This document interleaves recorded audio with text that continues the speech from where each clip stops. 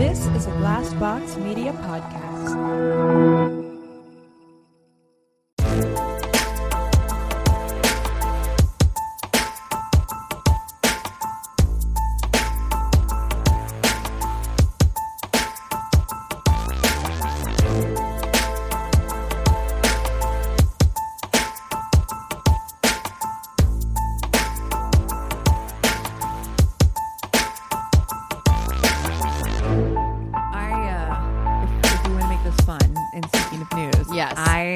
Obsessed with BBC World News, which is the only thing I ever listen to. I love it. Constantly. Love twice it. daily. And so recently, one of the most recent episodes of that, they were talking about this place in South Africa that is a church that is they consume alcohol to worship. Great. And they believe to get like super drunk is to be in touch Where with can God. I sign up? Right? So they've put these new restrictions. There's new law restrictions on being able to consume alcohol. And this guy talking about the fucking alcohol consumption, he goes, we cleanse our bodies from the inside before we come to church now. And they're like singing in the background, and it literally sounds like a drunk bar. That sounds like in the best fucking time, to be Ireland. honest. Like, it is amazing. And honestly, I laughed so hard listening to it. I had to replay it for Chris just to let him hear it. He's like, this is a church I could sign up for. I'm not interested in going back to church, but maybe. Have you seen if it's that church? that thing on Facebook where Italy's going back to the wine windows? Have you seen that? No, there's like old school, like medieval, like the really old school bars. They used to be like windows or whatever, where you'd just be like, I want wine at the window, and a hand would come out with like a glass of wine or whatever. Amazing. And so, of course, because of COVID or whatever, like those wine windows are becoming more popular. So you can find videos of it on Facebook. I'm on board. Yeah, I want to just like yell into a window and get a glass of wine. Heineken. I mean, it's kind of like that right now. Yeah, It's kinda. very close. You know, that reminds me of where you lived. Did they have the like drive-through liquor stores? Oh my God. yeah. I am like astounded that that's not a bigger thing across surprised. How is it everywhere. not? How is it not? Where I'm like, it's like a convenience store that you can just drive through. A drive-through 7-Eleven is what it used to be. You could get liquor, smokes, snacks, whatever you want, and you don't have to leave your car. I'm I like, haven't seen why one aren't since I these- moved from the Midwest. Exactly. Except for the and- one in your hood. Yeah. Oh, Yeah, there's yeah. one in WeHo. like WeHo? Wow. Yeah. Yeah, because It's right like, by the McDonald's, right? Yeah. It's I kind of by didn't there. even see them in Missouri when I lived there. They're in like when you drive through Texas. Oh, yeah, They're we had in a Texas. bunch of them. We had Like- 2 in my small ass town in Ohio. Yeah. 2. That's crazy. The drive-thru. But you know what? I bet you that shit makes a comeback now because nobody's trying to like interact with people. I'm shocked that they aren't more popular. I really am, because I'm just like, that's one of the things. Sometimes at the end of the day, I'm like, literally a stop to 7-Eleven feels like the most cumbersome thing Absolutely. ever. I'm like, I just want to get home, I'd but pay I have $2 more to not get out of Honestly, my car. yeah. Dude, convenience charge for real. I real? don't care. Yeah. I just do not want to get out of my Seriously, car. my small ass town. I remember my dad every week or twice a week would always pick up like a big case, like not just like the small case, like the big, huge case, 24-pack or whatever of beer. And we'd go, and it was like Old Milwaukee Light. We'd What- always go through. And you get pop too for Yep. your pop fridge. Yep. And you for get, your pop fridge. we didn't have that. I did not have a pop No. fridge. Dude, that's the we never most drink pop in my Midwestern. house. Oh, dude, like if you are Midwestern, you know you had a fucking fridge in we the had 2 garage. fridge. It was a beer fridge. Yes. My dad But was an you had alcoholic. you had the garage fridge, and it would have either beer or pop Yep. in it. And ours, it's the pop fridge, or where we had not only the fridge in our house, we have the pop fridge, and then you have the chest freezer. The chest freezer for the chest meat. freezer Yeah. for the all meat. For the meat. We Yeah. had all 3, and we had a cellar for all of our vegetables. My mom, it's like if I ever get super rich, if I ever win the Mega Millions, I'm going to buy my mom a chest freezer because that woman has talked about wanting a chest freezer for like my entire They're life. not that She expensive. used You don't to have to win talk- the lottery for that. She Like you used could to literally talk just about, for like- this Christmas be like, here's a family gift. I don't know where she ordered would you. put it. I don't know where she would put it, but she would be eternally grateful Oh because my she God. has been talking about, okay, like vegan fam, vegetarian fam, fast forward, like just fast forward 15, like 3 times right now. Yeah. But she used to want to go get, like, there's a lot of local farmers. Yeah. And it's actually a better option than factory farming. Like, Right. you can go and have an entire cow. Yeah. Like butchered. Like broken down for you, but you have to have somewhere to store it because Yeah. obviously Right. it's going to take you forever to get through it. An And so, entire cow. Yeah. yeah. exactly. And so she's like, God, I want a chest freezer so bad. I know. That's the trifecta of fridges that you need Yeah. to be a true Midwesterner. It is. And you know what? We actually grew up across the street from a butcher shop. So you could literally, this was like a small town. So I could walk across the street to the butcher shop and you could order all the meat from the local farmers. Right. And stuff. So we did. That's exactly what It's we a did. And better my- way to do And my it. brothers would hunt. So we'd get a ton of deer meat in the fall. Exactly. Hunters love a Yep. good chest freezer. They really do. Oh, man. Welcome to Midwest Corner. Well, I know, which is also quarantine corner because we're like literally Midwesterns. I feel like Oh, they we're were ready. always ready Yeah. Oh, she for ready. the end of Yes. the world. Mhm. Yes. Always. 100. I dated a guy who I'm still good friends with, but like I dated a guy who his dad had a legit bunker in the backyard, like one that you would go Yeah. and you would open like Oh, into the ground. damn. Wow. Which I'm pretty sure We're all was like, from never knew it. was from the 50s. Like I'm pretty sure. And he also had, and he showed me this one time. I went over to his house and he had like a shelf of movies. Just looks like a shelf of VHS movies, but you pull it open and it's all the guns. No. All the guns behind a mysterious Oh my Whoa. shelf. God. Mhm. So they ready. They They- ready Yeah. for the apocalypse, Yeah. dude. Whoa. And we were all like, this will never happen. And now we're like, Now oh, we're low key like, though. maybe. low key though, like where's that bunker at again? Yeah, right? If the zombie apocalypse hits, how many cans my of God. green beans do you have in there? How many green beans did you stock after that earthquake last week? Dudes. Dude, You that didn't woke even me up. feel it. No, what was so weird is that at that precise moment, I woke up with a coughing fit. So I was like coughing, and then my anxiety immediately went to, I have COVID. Right, Of always. course. Like, and I must have like had a bug or something going into the back of my throat. Sure. It's that back of the Oh, throat I cough hate tickle that. in the middle of the night, woke both of us up or whatever.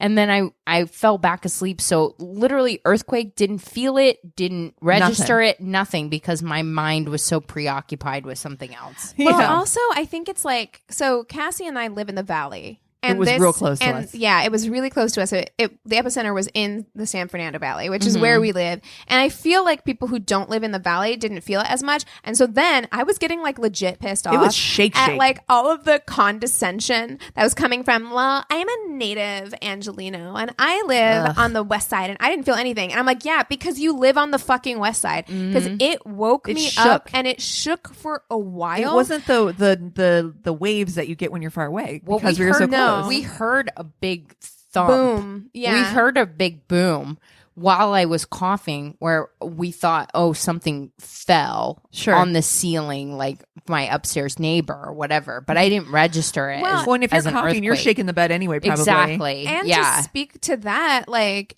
thing, like, because then it got me thinking like I was being gaslit about my own earthquake experience. No. Because then I was like, was it not as bad as I thought it was? But we had shit knock over. Oh, like yeah. we had things come off of our shelves. My cats were completely freaked out. Oh, yeah. Anthony likes to, it's very mean. I hope he doesn't do this with our children someday. But he Hicks was so freaked out that now when Hicks misbehaves, he goes, "Do you want the house to go boom? Oh. You want me to make the house go boom?" Oh. It's like what you were talking So about with mean. those parents that call like that fucking Wrinkles the clown. No. Wrinkles, Oh, like, God. it's so mean. No. And I know Hicks doesn't know what he's saying, but I'm like, stop it. Right. He was traumatized. Dude. Speaking of kid things, though, there was something. I don't know if Facebook knew that I was on my period this last week, but it was laying it on Me too. super fucking thick. So, Zuckerberg, if you're on my period schedule, that's fucking weird, but I don't doubt Rude. that Your he is. FBI agent reported back. Exactly. So they had this long video of like parents like go cuddle your toddlers or your babies while they're watching their favorite show and show what happens. Ladies, okay. Did your ovaries explode? They exploded like literally 100,000 eggs at the same time. It was the that's not good. craziest shit I've ever seen.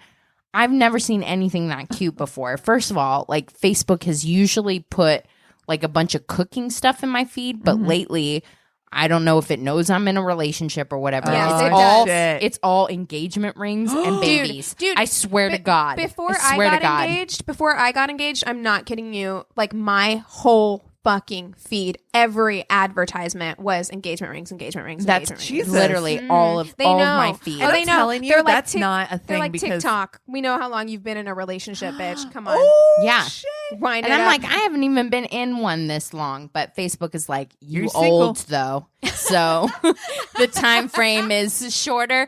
Also, you old, so here's baby shit too. And I'm Oh, like, no. God damn, Facebook. Dude, I watched This is something worse than my mom. last night. Seriously, they're like, when you gonna give me grandchildren? Oh I my know. God. I've been wanting to tell you guys Jesus. this shit forever. On our friend chat, someone sent the video. I think it was our good friend Sarah, but someone sent a video in the chat that was similar to what you watched, but it was people on TikTok talking to their dogs, telling stories to their dogs. Yes. I So saw this. It's so cute. They're videoing their dogs and they're telling stories using their favorite words. So they're Yeah. saying, so yesterday I went on a walk and I got a treat and there was a squirrel and the dogs are reacting to the words because they know them. the words. It is so Oh my fucking God. adorable. If you need, watch you know what? Decide. Pick your poison. Babies or dogs. Watch one of those Yes. videos if Escape. you want, like, just a highlight. 'Cause, And oh my just God. so you know that there is still so much Good in love the in the world. world. Yes. Yeah, because that's what it felt like. I was just like, oh my God, you could just feel love coming through your screen at you when these little It's fucking pure. babies. They're little, yes. So like the mom would like lay on the like baby's lap and the baby would just like look down and be like, and like kiss on their It's mommy pure. and Yeah. stuff. And I was like, oh my God, that is so adorable. I just want to die right now. But yeah, that's, I'm trying to, like, a few weeks ago, I was trying to like consume like negativity, like, Yeah. like mask Karens and shit like that. Like, but now I'm like, only positive, Yeah. only positive, think only it's- positive. I think it's hard to find the balance, right? Because you want to and need to. I do think that we have like a moral responsibility to stay aware of the things that are happening in the world, but we have a tendency to get so wrapped up in just doom scrolling, just consuming all of that shit that is not good for us, and it actually makes us ineffective. Right. So Absolutely. consume as much as you need to stay abreast of like, you know, what's happening, but also Give make sure to yourself- counterbalance Yeah. that with like good shit. Know what your limits are. Like not being on Facebook has been a really good thing for me. Like Yeah. figure out where your limits are and stick to those things. You're Yeah. actually, I feel like, because you know, we are recording in person. This is the first time we've done it in like a long time. But I mean, I've seen you over Zoom or whatever, and I know you got out of town for a little bit too, and yeah. been off of Facebook, and like you just look more light. Thank Yeah, you. that's big I off Facebook right there. I Yeah. feel lighter. I really do. Yeah, Yeah. it's really, and I also, we were fortunate enough to be able to get out and go to a cabin like in the woods and be kind of like isolated for a week, which is also good. But yeah, I mean, I think actively doing things, whether that's working out, meditating, reading, taking time for yourself, doing whatever like self-care activity, figure out what that thing is Right. or those things are and make time to do them. Because when you're doing activism, it can feel, I know my issue was like feeling really guilty about taking any time that wasn't about like fixing the world. Like, you Right. know what I mean? Like taking Sure. any time to do anything for myself felt like I was being selfish. But you are not an effective advocate, ally, person Yeah. if you're not taking some time to make sure that you're healthy, like Right. mentally. Absolutely. You know? Absolutely. Well, I have a couple funny things to share from our Facebook, which I found. One Yes. of them is, so you're getting targeted ads for babies, cute puppies. My targeted ad thinks I'm apparently a 90-year-old person who would love a like night dress. Oh. Yes. Dude, you Can sent we? me the screenshots from this. So Hilarious. this is an wish ad. I was that funny. This is a sponsored ad from Rorian's night dress, which first and foremost, wears a night who dress? the fuck wears a night dress? I will assure you, it sure as shit ain't me. Dude. I may have Anna Green Gables on my phone, but I guarantee goddamn tea I'm not trying to dress up like Anna Green Gables at night. Guys, if you ever watch a movie where a woman wakes up after a night of wearing a night dress and she looks just flawless, it's a Wrong. lie. Because if I have ever slept in a dress, There's that shit one is, titty out. Always. You know what I shit is mean? up around my tits. Like my bottom half is just naked and out. You know what I mean? Like it's never pretty. Yeah. The comments on here, though, I specifically clicked on it because I'm like, these comments are going to be They're golden. fire. Because I swear to God, I was like, what the sense and sensibility is this bullshit? I was like, was this a targeted ad that was actually meant for Christina? Exactly. Also, again, you do they sent think- it to me. I did too. because I was like, were are you just fucking for real with this? But the comments, I mean, catch me in number 4, which is one of the nightgowns, gazing wistfully outside out the window, my hair in pin curls, wondering if my beloved Frederick will ever return from the war. Like they're the comments. Because it's just nobody does this. No one has done this in the 21st century. Ever. Like No. it is a very rare person who is choosing to wear a night dress, and I think that they're cute. I like them. I think that they're cute. If you're but- dressing up for a fucking Dickens, But like, I'm trying fucking to play. be comfy when I'm sleeping. Okay. Like, Right. I am wearing flannel. Anthony took a video of me doing karaoke whenever we were at the cabin, and I was head to toe plaid flannel. You guys, that is my like comfy Yeah. state. I can't sleep in clothes, period, because No. I'm such a restless sleeper that anything gets tangled. I sleep naked and have slept naked for years. The only time I don't can't. is I'll wear I can't sleep naked. I'll wear No. I'll wear panties if I'm on my period or whatever, but yeah, I cannot wear clothes. I don't understand how people wear clothes when they sleep. I don't I'm understand so how people uncomfortable. don't wear clothes. Same. I am Really? so worried Yeah. something's going to crawl up my vajayjay, which is not. That's the concern for you. That is so funny. You think something's gonna crawl up your vagina while you sleep? Like a So- spider's just going to be like, this looks So- cozy. So, whatever. I cannot sleep naked. That is the funniest. That's so funny to I me. know. I can't sleep. I can't sleep naked either, but it's not that. I think maybe it's like sweat. Like I don't even like sleeping in shorts because I don't like my Wait, thighs I'm the only touching. one who thinks this, huh? Yes. Yes, you are. Nothing's gonna crawl up your vagina. It reminds so me. worried. Did you ever see? worried. Did you ever see so that funny. tweet? There was a tweet a while back that was a man, and he tweeted. He was like, "Every woman's worst nightmare is late marriage," and the woman commented underneath it, and she's like, "Mine is that I'm gonna sit on a toilet Yep. and a water snake is gonna attack my vagina." But okay. Yeah. Yep. Yeah.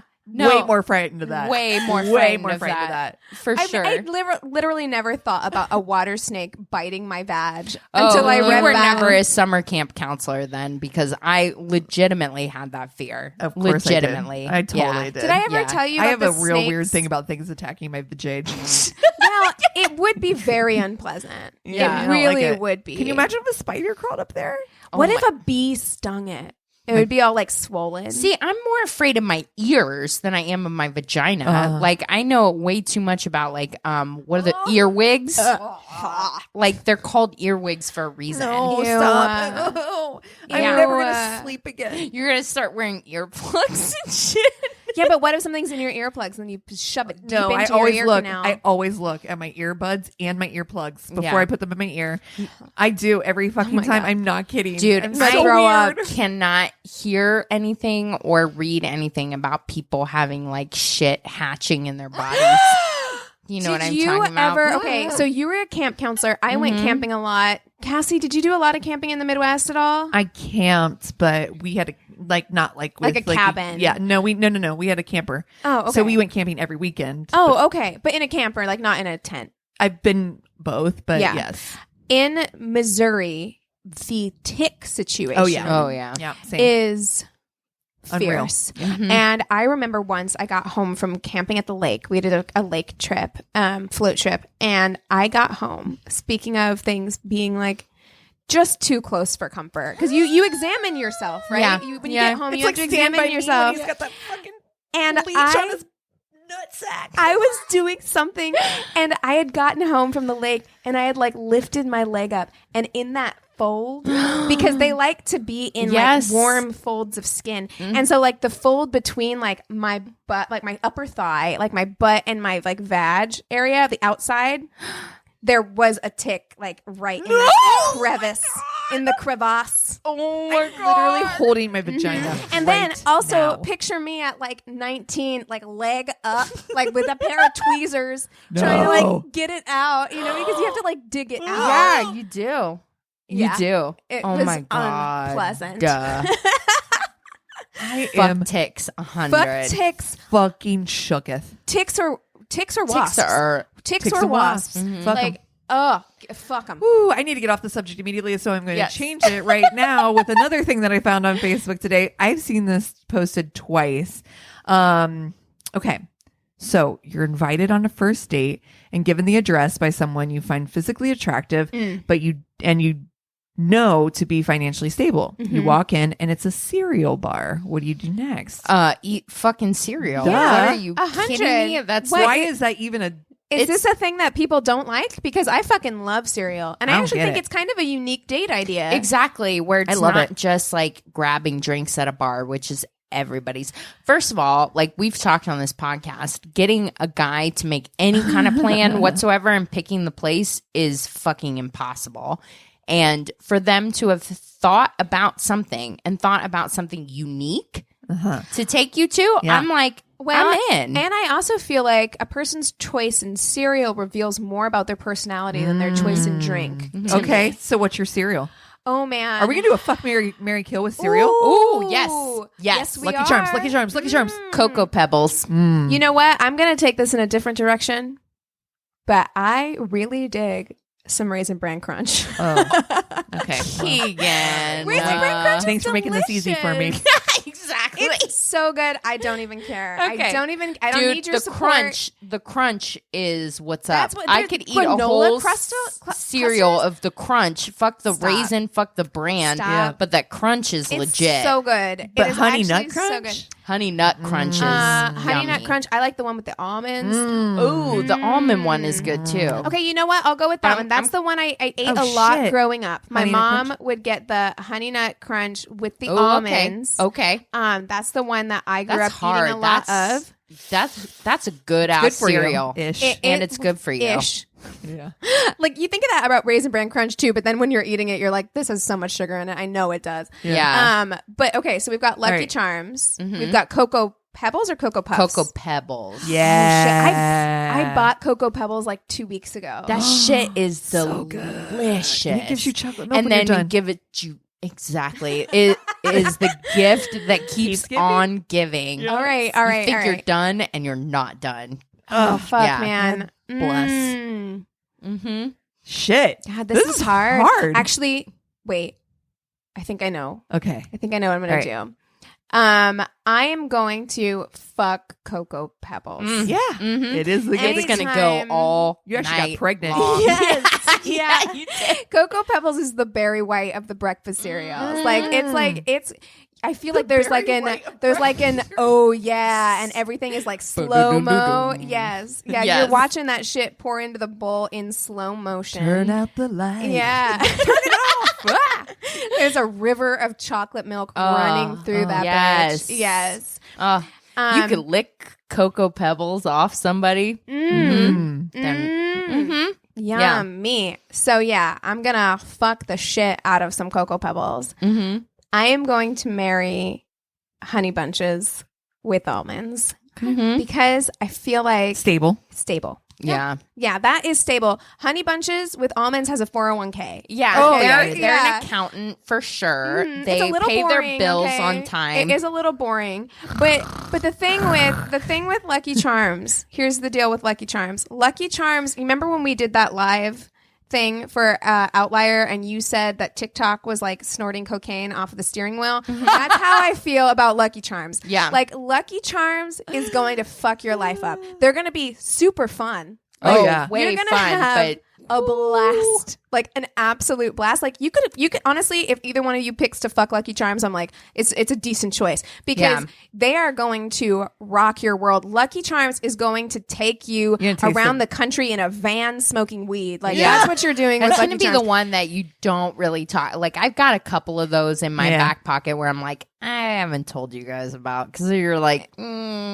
got a Lucky Charm back there. Is what you're saying? I got a few Lucky Charms. Lucky Charms is gonna fuck you on an old mattress while you're high on mushrooms. Like that is what's gonna happen. There's no sheets on that mattress. Ew, but it's going to be a good time. It is. It's going to be a good time. You might not tell your friends about it, but deep down in your heart, you're going to be like, that was fun. It has big dick energy for sure. Yes. We never need to discuss it again, but that was a surprising amount of fun. Exactly. Right? So I do feel that way about Lucky Charms, but you can't marry it. You can't marry it. So I'm going to have to kill Lucky Charms. And Honey Bunches of Oats, especially with the almonds, you're getting some nutrition in there. You got some protein. Gonna give you some energy. Okay. Gonna get you through. I feel like, okay, I'm going to marry Cocoa Pebbles because I feel like it is, you say Barry White, and I feel like it's just like an Idris Elba maybe. Even. Yeah. It's like a sexy cereal. Yes, it's a sexy cereal. It's just like. It's in for the long haul. It's in for the long haul. I'm like, I always want Cocoa Pebbles. Always. I've never tired of it. It's a good choice. Consistent where I'm just like, someone's like, I always want Cocoa Pebbles. I'm going to say yes. I'm never going to get tired of it. And it's consistent. It's there. It's fucking delicious and sexy. Cocoa Pebbles is going to dance with you in the kitchen while he's cooking dinner. It's going to make you sauce. I feel that way. Yeah. It is a good choice. Yeah. Yeah. So marrying Pebbles. And you know what? I got to know what Lucky Charms is all about. That is a fucking adventure. Yep. I cannot pass up. You gotta find that pot of gold. Is going to happen under that rainbow? I mean, I gotta know. You could die, or but did you die? You're gonna come back with some mysterious bruises and not tell anybody. I know. I'll be like wearing turtlenecks for a few weeks, but worth it. I gotta know. It's just too exciting. Yeah. And then, like, for me, like, it was really a toss-up between marrying Honey Bunches. You made a because good choice. You do. But I just feel like I get bored. I get bored. You're not wrong. I do feel like Honey Bunches of Oats is... It's the safe choice. It's the safe choice. You're going to end up doing crossword puzzles early in the morning. I'll end up meeting Cocoa Pebbles at a club late at night. Yeah. He'll take you into that bathroom with no people in it. Yes. What about you, Cass? I am doing the same as you, Christina. I am going to fuck with them. Lucky Charms. Lucky Charms. Yep. I do love Lucky Charms. They are IRL. good. No, they so are good. See, that's the thing. That I combo don't of crunch bite. But they're just so sugary. I don't love Lucky Charms at all as a cereal. I really don't. But the attitude and the fucking energy it brings, where it's like, well, because here's the thing: Lucky Charms is. I don't know if this is going to actually turn you guys off to it, but like Lucky Charms is like, even though they have a Irish mascot, they're a very American cereal in that they're like, fuck you, everything's sugar. We got sugar on the crunchy parts. It's covered in a glaze of sugar. And then we have literal marshmallows. We don't that's give gonna be a good fuck. Like, this shit is dessert. Enjoy. It's dessert so for good. breakfast, and and that is the kind of I'll fuck take I it. want. I want a dessert for breakfast. Yep. Fuck. Yeah. Yep. And it's not bad. I'm gonna marry Cocoa Pebbles. It is the Idris Elba, and I am here for that. Yeah, it's true. I also feel like this Idris Elba would probably do, Scrabble with you. I do. Yeah, he's I feel fun. like it's He's steady. fun. It's steady Eddie. It's one layer, right? It's just one thing, and it's You got do have to eat them longevity. kind of fast because otherwise you get really soggy. But This is true. And I'm going to kill your Honey Bunches of Oats. Sorry. Wow. Especially since you ruined it that way for me. wow, Well, super rude, but that's fine. No, I liked agree that though. one. I think the Honey Nut, and I love Honey Bunches of Oats. Like, it's one of my favorite cereals. I do actually, too. Actually, these like, three are my favorite three cereals for sure. yeah, Hands that's down. so funny. I'm just like, legitimately, like, I don't eat Cocoa Pebbles like Cocoa at all Pebbles anymore. are a treat for me. Like I'll buy a box of Cocoa Pebbles maybe twice a year. Whereas like Honey Bunches of Oats, I'll buy every time I go to the grocery store because I know that like Steady this Eddie. is something I can Yeah. eat that I'm not gonna feel like shit. Right. shit about later. Even though it's probably just as sugary as Absolutely. Lucky Charms. But their marketing was such that I'm Right. like, this is an old people cereal that just Yeah. happens to taste good. They don't make you shit well. That's Raisin Bran. Do you know what my favorite cereal as a kid though was? Like there was Cocoa Pebbles, Fruity but my Pebbles too. Love Fruity Pebbles. frosted shredded wheat. Oh, I yes. loved the mini Yes. frosted Yes. shredded wheat. You know what I liked more than that, or shit. like more than that? A Honey Nut Chex. Ooh. Chex, I was I like just cinnamon talking about Chex. that. The Chex is legit good. Even the corn Chex. Yeah. I mean, again, it's one It that you was have good. to eat kind of fast because it will get soggy. But if you can get that shit in, like a little bit of milk, a little bit of like The ratio. at a time, and then you just keep refilling so it stays crunchy, that shit is delicious. Is it weird? You're not going to like this, but especially Christina's not going to like this. I don't mind that it gets, I like it sitting You a like a little little bit. soggy? A little soggy. Not like soggy, like Not mush. me. But I don't like it to be too crunchy either. I'm fine with it getting I like a it in the little. middle. I like it crunchy, but I'm fine with it getting a little, Just a little. soggy. I don't want it to be like wet. No, I have Anthony to will not do devour it. Yeah. cereal immediately so fast before Yeah. it gets soggy. Anthony's the same way. He will not tolerate even like a little bit of mush. But he's also a weirdo. Okay, like I need to ask you this because he's making me feel like I'm the weird one for liking. He likes Kicks. Yeah. They're I great. don't like Kicks. Kicks Are are those great. those little Round balls. Little round they balls. taste like nothing. No, they're good. They're like little sugar balls. They only taste good if you get the ones with the they made whenever I was a kid. They finally came out with like Kicks that had like berries. Oh, yeah, yeah, Like yeah. berry yeah, flavors. Oh, those were good too. Yeah. Those ones I were liked good. regular Kicks. Kicks taste like nothing to me. Yeah. How about, Yeah. oh It's like shit. Cheerios. Like, you know, Ugh. you have to add You gotta sugar get to honey Cheerios. nut, honey nut Cheerios. Yum. Frosted Cheerios are good too. I don't want cereal. God know, damn. right? I know. So, point of the story is, gentlemen, if you want to take your lady somewhere, a cereal bar is not a bad idea. Is a great idea Here for it. Yeah. Also, about to open up a cereal bar and a game board. Right? Like, how fucking great would that be? yeah. Cereal and Please. games? Sure. Oh I'm yeah, here for that. dude. The one of the better like first dates I went on was someone that took me to putt putt. Oh man, that's so fun. And I was just like, that's unique and cool. And It's it was a fun. good first date. It was great. it's a great you know? first date idea. Yeah. Do Yeah. something, people. That's actually a really good idea, just in general, just to be able to go out and do something. Right. Well, of course, we That- can't do that right now, but yeah. But you can go on hikes and we'll stuff. sigh. You know what I True. mean? Well, you guys want to take 5 and we'll come back with stories? Sounds good. And we're back. All right. So I realized we also didn't introduce I was ourselves. just going to say, and who are we? We are My Worst Date. I'm Keegan. I'm Cassie. I'm Christina. Hello. Okay, so I'm going to kick us off with stories, and we have one from the John Morgan today. oh. Okay. So this, I think, was inspired by our discussion of Indian matchmaking that we had last week or the week before. I Okay. can't remember. So, all right, let's dive in. I was a 26-year-old deputy sheriff working traffic court in Barrington, Illinois, when she walked in. Oh. She was one of the most beautiful women I had ever seen. She looked like she walked right off of a Bollywood set. Is So- this like a film noir? No Or- I shit. know, doesn't it? Honestly, actually, the writing is very like film noir-y. Is this an episode of Perry Mason? Yes. Very much. There's me in the background, just like, hey, what's up?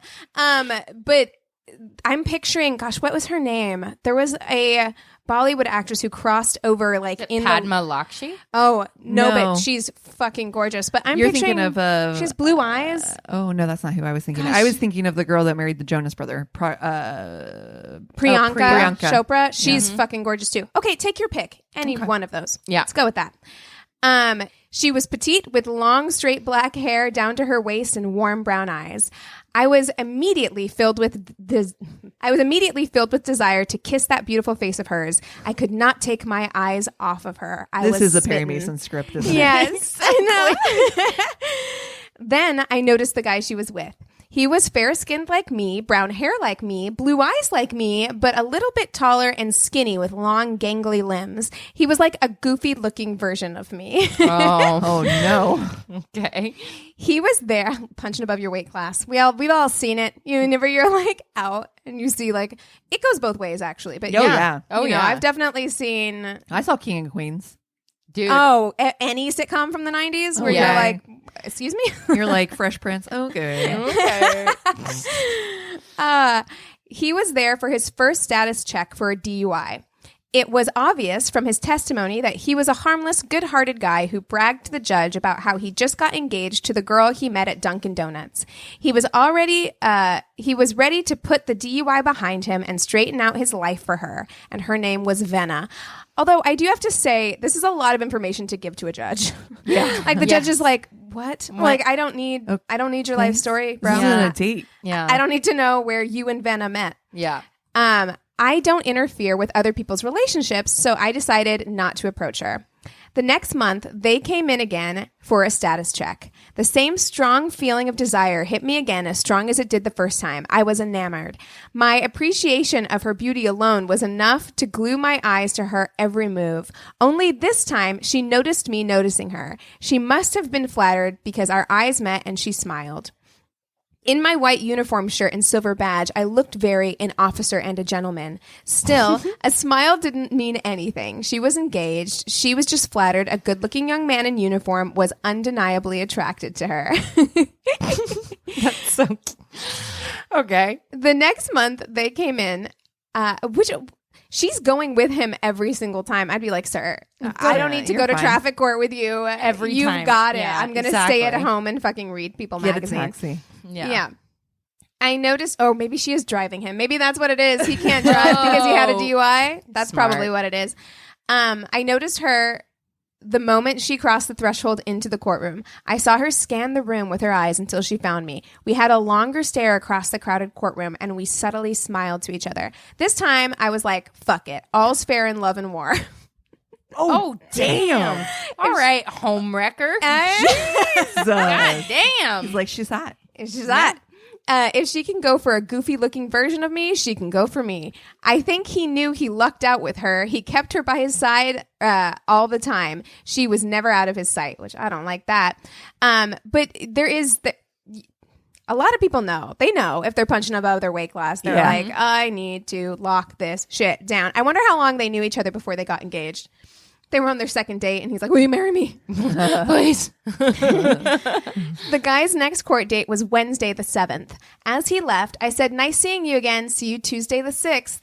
DUI guy said, "You mean Wednesday the 7th? I said, "No, she said Tuesday. You better go check with the clerk."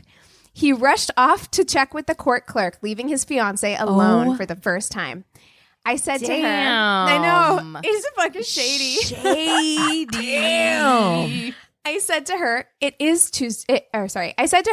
Wednesday the 7th. I wanted to talk to you alone and ask for your number so we can go out. God damn. I Dude. said, it's really Dude. shady. I said, you gotta hurry. He'll be back soon. Whoa. She said, why do you want to go out with me? I said, you're the most beautiful girl I have ever seen, and I intend to steal you away from your fiancé and make you my girl. Whoa. Forward. She turned around to see her fiancé talking to the clerk. She opened her purse and quickly jotted down her phone number on a scrap of paper and gave it to me. We met in a country western bar because it seemed like the least likely place she would meet any of her Indian friends or family. Oh my God. Climbing into the booth, I was like, I don't know. Climbing into the booth was like, I don't know, like our own little pocket universe. The rest of the world just faded away, and it was only she and I. I told Venna about the first time I saw her and how I looked forward to seeing her every month. She told me about the first time she noticed me adoring her and how it made her feel. I was handsome back then, and she stared into my face with those brown eyes and caressed the side of my face with her fingertips. I saw her head slowly tilt back, surrendering to our first kiss. I bent to kiss that beautiful face of hers just before our lips met. I had the sudden image of her heartbroken fiancé crying. I pulled back. What's wrong? She asked. I don't think I can do this to your fiance. I would hate if somebody did this to me. He loves you. There's no guarantee I will if you become my girl. I have commitment issues. Oh my God. It's just straight up like, wow. I don't know, man. It was like we both sobered up. The mood completely changed. We started talking about him. He was sincere. He was insecure because she was so beautiful, and that led him to become clingy. The DUI brought a little disgrace to her family. Whoop. Since their engagement, he was always by her side, and she was feeling smothered. Although he was faithful and had a true heart, she was having second thoughts. Vena saw my interest as an escape route she felt compelled to explore. We realized we got away with our mutual attraction. She would never forgive herself if she had an affair with me, only to end up with her fiancé in the end. I apologized for leading her astray as far as I did and reiterated how her beauty moved me in a way I had not felt in years. So we parted ways with the understanding that she would find me if her relationship status changed. There was no kiss on the cheek, no hug. Our attraction was too strong to trust any physical contact.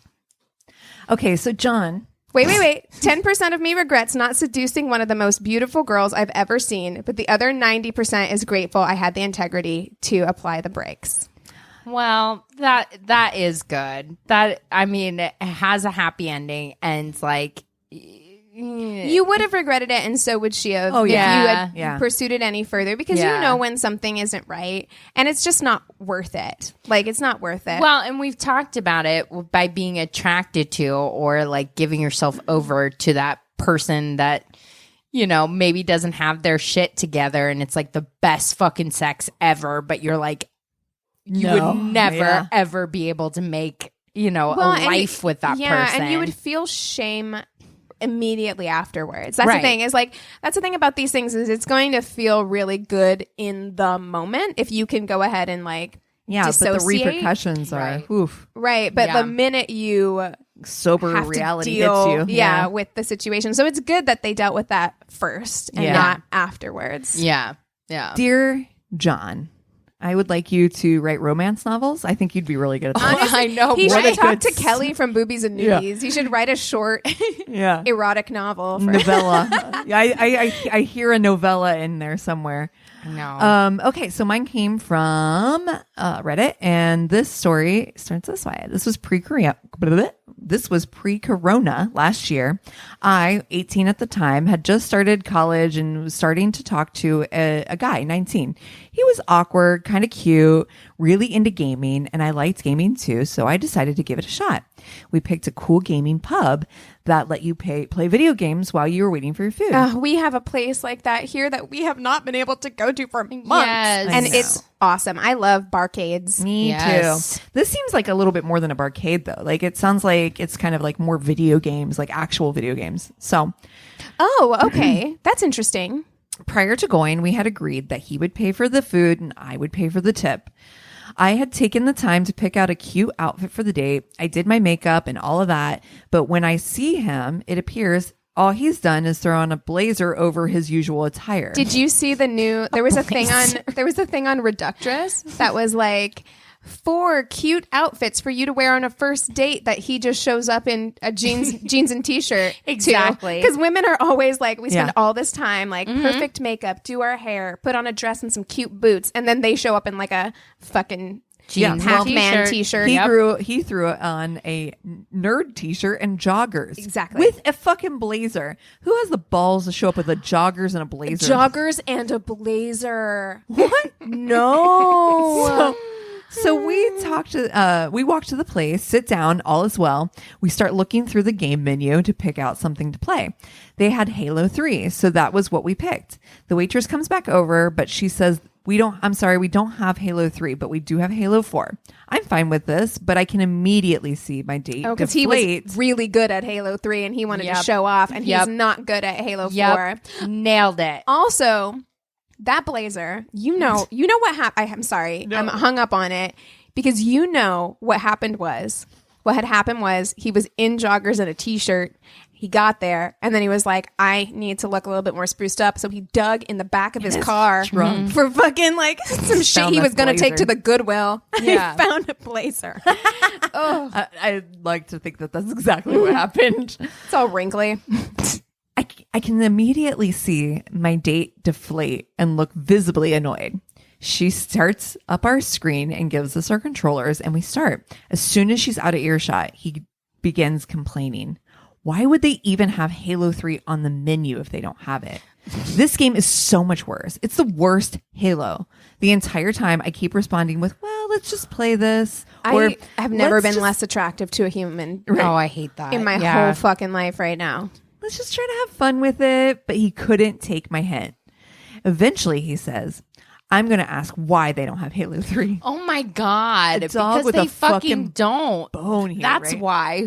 Oh my God. Like honestly, what is bringing it up going to accomplish? Like it's not going to suddenly manifest in front of you because you're pissed about it. Exactly. Oh, no. Oh, you're right. We do have it. Yeah, actually, we were just waiting for someone to get real mad. Really mad. Yep. Then we'll manifest it. Oh my God. I, of course, try to tell him there was no reason to, and we should just try to make the best out of playing Halo 4. He ignores me and flags the waitress down. Okay, I'm leaving. He proceeds to ask her in the most condescending tone, why do you not have Halo 3 if it's on the menu? I avoid looking at the poor waitress. I just wanted to sink into the ground at that moment. The waitress responded in a way that makes me think that she must deal with this kind of crap Of course a she lot. does. Of course she does. She says, well, sometimes the games get stolen or lost. So that's why the menu isn't always accurate. Do you know how many fedora wearing incels this woman has to field Nailed it. every fucking Nailed day? it. Like you With know, blazers over you their joggers. could not pay me enough to work at this place because. And look, nothing against video games. Video games are fun. Like I get it totally, but also you know that there's like a number of dudes in there who take this shit way too serious. seriously. Yeah. Yeah. Ugh. We continue playing the dreaded Halo 4. Now with my date saying, this is so weird they don't have Halo 3. Oh my god! I'm going to buy them a copy of Halo Shut 3 so this doesn't happen again. the fuck up. All while I'm trying to enjoy the game. Eventually, our food arrives. I guess my date thought it was a brilliant idea to order the most spicy thing on the menu. You dumb son of a bitch. Have you not listened to our show one time? Never order the most spicy You're thing. going to poop your pants. Now I was trying not to look at him as snot and tears were dripping down his face. His food was also greasing up his hands. Ew. Oh my god, is the controller all covered in chicken Oh grease? my God. This is my COVID nightmare. Greasing up his hands. When the check came, he tried to pay the entire bill, including the tip. And I had to argue with him. I pointed out that he had agreed to pre-date I would pay the tip. And that I had broken a 50 for this. And he said his mom had told him to be a gentleman and pay for everything. He relented and I paid the tip. I made sure that the poor waitress got extra. Oh my god. God bless. Because I was like, man, she's really fighting him to pay this tip. But that's a good point. That's a good point. Is that like You he know. probably would have. Yeah. While the date was awkward, sometimes your brain falls out of your butt when you're attracted to someone. And I chalked this one up to this, I chalked up his behavior to never going on a date before and not knowing how to act, and him being a bit socially awkward. I was willing to go on a second date with him to see what would happen. Okay, so he was hot because I've definitely done that before. Oh, yeah. Where like someone has acted like a fucking asshole, but You're I'm like, okay. Maybe it's just. or it feels like Exactly. you're talking to like wet cardboard, but you like you He's let so it slide. good-looking. He ended up telling his friends and family that I was his girlfriend without even consulting me or having the "what are we" talk. These the people are night of 12. our first date. This put me in a bad position, so I just accepted it for about 2 weeks before his immature behavior just sent me over the edge and I broke things off with him. She's Aw, me. I would have done the 19. same thing. 19. I would have been like, okay, this is fine. I guess we're dating now. I guess I have a boyfriend. Well, mine is a submission to us, and it is a 5-word date story. Yes. So she says, I'm sorry for waiting till the last minute to submit this. I actually posted a few 5-word dates, but this one is one that definitely deserves telling. Oh, 5-word, left mid-cunnilingus to feed cat. Oh my God. I'm so excited. Wow. Okay. She says, I was a late bloomer. I barely dated in high school, and I didn't lose my virginity until I was 19. This was the first guy I encountered after that initial sexual relationship. So, enter Louis. I met Louis at a party thrown by a friend of a friend in college. He was cute and witty and had big, sexy brown eyes. Pause. Louis IE or Louis IS? Louis IE. Okay. The distinction between the two? I feel like a Louis IS is like, that's a Louis who's like a little cut loose. And I'm like, okay, that's all right. A cut A Lewis. Louis yes, exactly. a Louis IE. Mm-hmm. I don't know. It evokes something different in me. I'm like, I just, it gives me a different It mental gives image. me French pantaloons. Is what it gives me.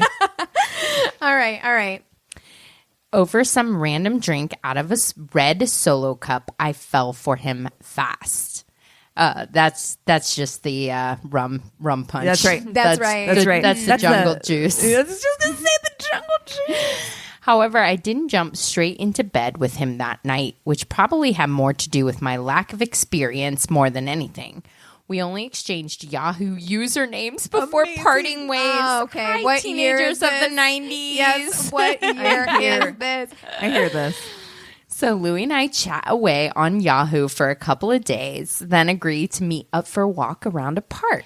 Can we just say, as dangerous as those like IM chat rooms were, can we bring that back? Because there was something kind of fun about man. like just chatting with. We had Well, so many of them. There's Yahoo. That's and what's MSN. supposed to be like Tinder Yeah. or whatever, but it's just like, I think because we've been doing it for so long since the 90s that it's just become like a dark, terrible version of that thing that we used to be excited about in the 90s. I it's not also feel exciting like anymore. there's something different about sitting in front of your computer. Mm-hmm. Like there's a certain commitment level That's involved true. with having That- to be home, sitting in front of your computer. You get yourself your glass of wine. Right. You wait for them to log on. Yep. You get the door open sound. Yes. Yeah. Right. And like, I feel like it's different when it's on your phone. It's like everything's on your phone. Yeah. Fucking Yeah. texting's on your phone. Social media's on your phone. The commitment level seems lower. It's Right. different. Yeah. That's a good point. And I fucking love a good letter because in my heart, My I am dearest a- Christina. I know. I love In your nightgown. I love a note in my nightgown. I do. Sitting with your candle. Dude, I'm gonna get you an oil lamp for Christmas. I am a I'm gonna get you fucking one of those nightgowns. 19th century fucking chick all day. So Louie and I chat away on Yahoo for a couple of days, then agree to meet up for a walk around a park, which results in us making out hardcore on a park bench. And this guy is a fantastic kisser. Oh, you're head over heels, honey. I know. mean, You're already there. yeah. Like you're like typing to each other, which is like Yes. the written word, and then he's a good kisser too. This story thus far is very much my heart aflutter at 19. You Oh, know what I mean? Like for this is the type sure. of thing that I would have been like, hard eyes, hard eyes, hard eyes. Yes, Yeah. yes, and then engagement rings on your Facebook after that. Exactly. For sure. But I'm still too skittish, so I beg off going to his place that night. He doesn't push, but asks if we can get lunch tomorrow. Of course, I'm all for it. So we meet up, have lunch. Conversation is still great. Then he suggests we head to his place to talk more, Yeah. in quotes. That's what she said. We're already making out before we even get through that front door. Why do we even do the Spice. pretense of that? Oh, Like, I know. It's so funny that we like I don't know if it's societal pressure or whatever it is that makes us feel like we need to give some kind of like pretense that something else is happening. Just fucking, we know what's going on. Just fuck. Right. Yeah. Thankfully, his bedroom is steps away from the entrance. Things are going great. Clothes are flying off. I'm thrown on the bed, and in moments, his head is in between my legs. Dude, this is a hot and heavy episode. I am into it. Like, I hope Kelly from Boobies and Newbies is listening because this I is know. like very. This is the romance Spicy. novel episode It for is. sure. Then before I can even really conceive what's happening, fucking Sebastian enters the room. What? Oh, the cat. Oh, it's the cat. Oh. Only reason I remember this fuzzy motherfucker's name is because of the never-ending story link. Sebastian apparently gave absolutely zero shits about any sort of progress I was making towards a completion event on my part. It's a cat. It's a cat. That cat does not care at all. Food was required now. And he was making that very vocally apparent. Oh my God. Can you imagine? No. Like the first time like a guy's going down on you and a cat is just going ape shit for his fucking food have you next to ever you. had someone's animal like what's the fuck up? Like, dude, I told you I had a date that their dog almost threw up on me.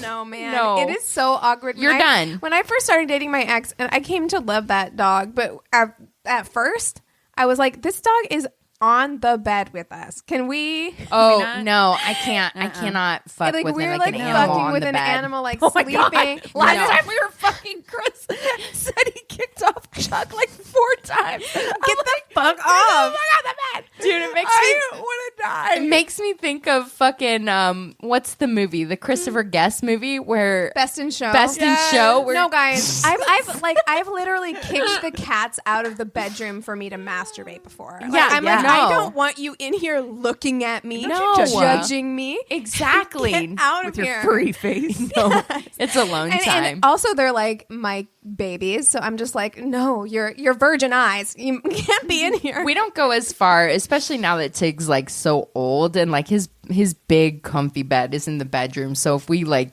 get to doing something or whatever, most times he's just like laying there and I'm like, get it out of your head, get it out of your head, Yeah, or right. whatever. But I'm like, I'm not gonna move my old man dog or whatever because that's like a whole thing. I'm like, he's fine. He's blind and deaf, and he doesn't know what's happening. what's going That's on. right. He's like, Mommy, Get off why? my mama. So, food was required now, and he was making that very, very vocally apparent. So, Louis decided the best course of action was to go feed the cat, literally getting up and leaving me as I'm near orgasm. He gets out his handkerchief, he's dabbing the He's corners like- of his mouth. Please excuse me. I Pardon must me? go tend to this. Come along, Sebastian. Come along. Louis was massively surprised I wasn't still in the mood when he got back. But I mean, I have 3 cats, so I understand how obnoxious they can be. But you know what else most humans and cats both understand? Doors. Ooh, Also, amen. Truth. it wasn't even his fucking cat. It was his mom's because he lived with his mother because of course.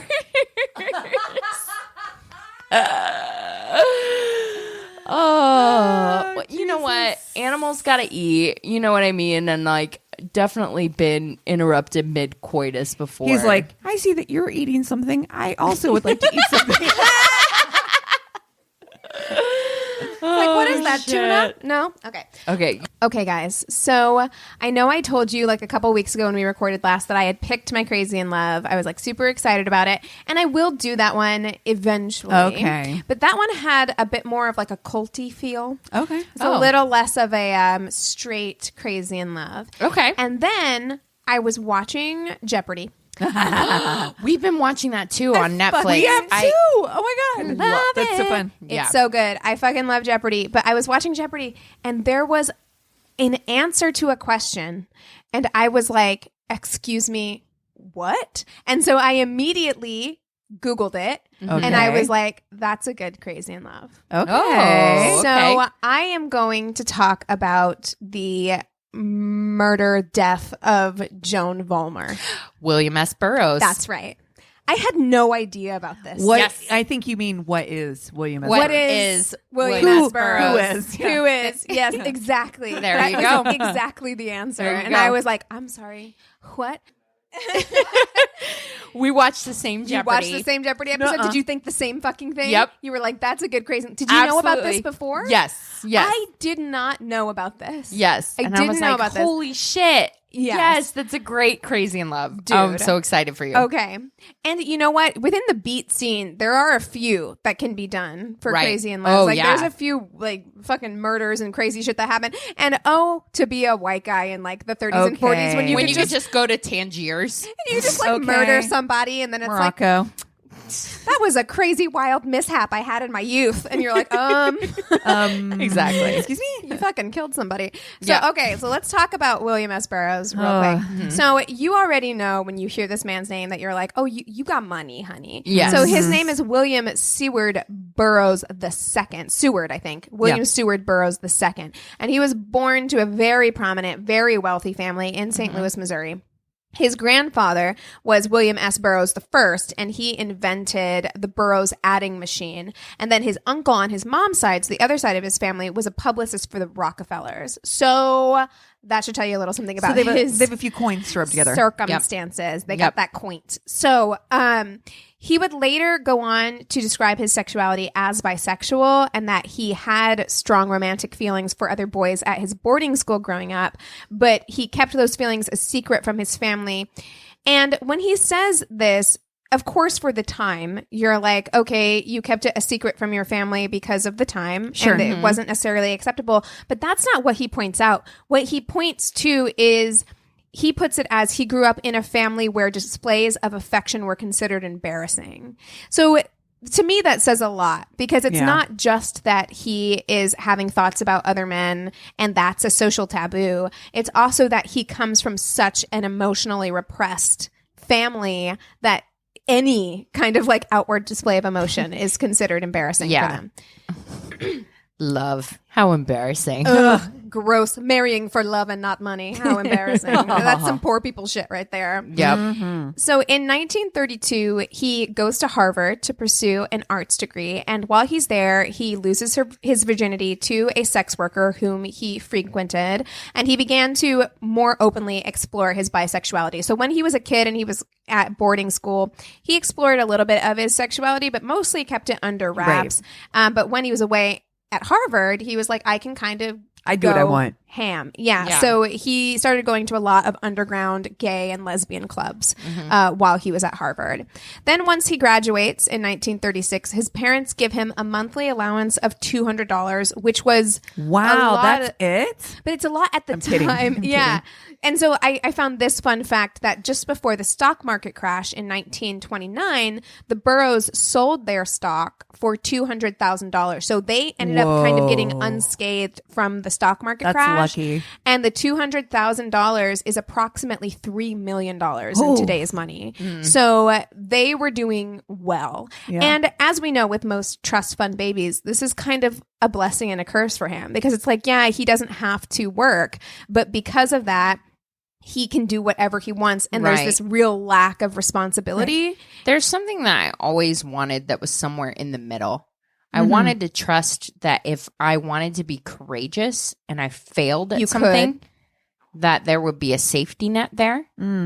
And there are a lot of times where because there was absolutely nothing, like if I fell, I was going to fall all the way fucking down, that there had to be some pragmatism. And I do feel like, and I think we've talked about in the past, and it's becoming ever more so, where creativity is a rich people's game. Absolutely. Yes. Yeah, absolutely. It's like you can, if you're Elon Musk, you can afford to like go and fuck up and do whatever because you know that your parents have an emerald mine and you're going to be fucking pull those emeralds out of your pocket. You know, at the end of the day, you can, you know, say all these things about what your family is like or growing up rich and how tough it is. But at the end of the day, you know, your family would bail you out if you needed it. Right, exactly, which allows you to take risks. And I think in order to achieve any kind of greatness, you do have to achieve risks. So those people that do that and they don't have that safety net, I feel a certain kind of awe of them more than anyone else, more than Elon Musk, because you do. And when you come from money and you have a family that will bail you out when you fuck up, because invariably you will. Sure. That's part of growing up.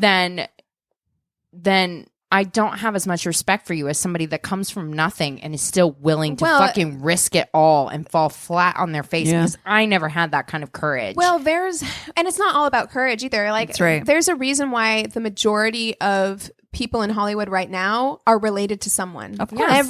Even people you didn't know. Like, you hear about someone and you're like, oh, I thought they made it on their own, and it turns out they were so-and-so's great nephew. You know what I mean? Right. Like, Exactly. there's a reason why that is. But it's also not just about courage. It's also about luck, because there are plenty of people who risked it all, came to LA, risked it all, didn't have a safety net, and weren't as lucky as someone else, and are homeless right now. Yeah. My dad told me that we were related to Loretta Young somehow. Should I use that? Yes. Yes, you should. Your middle name is now Loretta. Yeah. You're going to be His name, Cassandra Loretta Young. Yeah. But that I really liked Nicole too, man. there is a thing.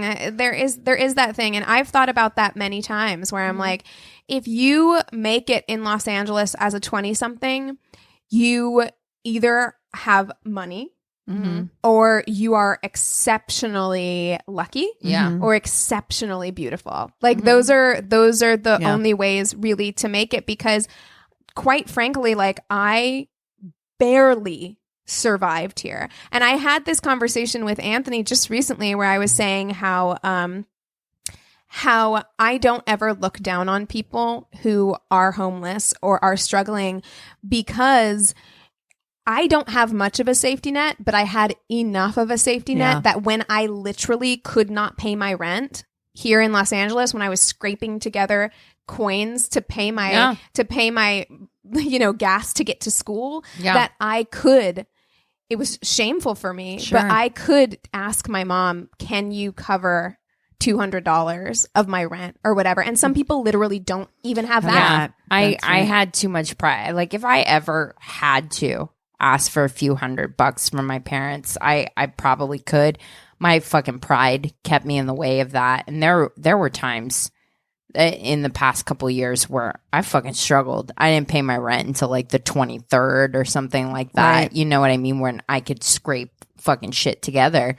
And yeah, it sucks, because there are a lot of things I would have liked to have done with my life, be it devote entirely to this podcast, devote entirely to the band, to music, to writing, to I'm an exceptionally creative person, but creativity is a luxury. I told Anthony, this is something that haunts me to this day. When you say that, like, creativity is a rich person's game, like, I think about this a lot. I had a really good manager who was sending me on auditions for big things, like big shows, movies, frequently.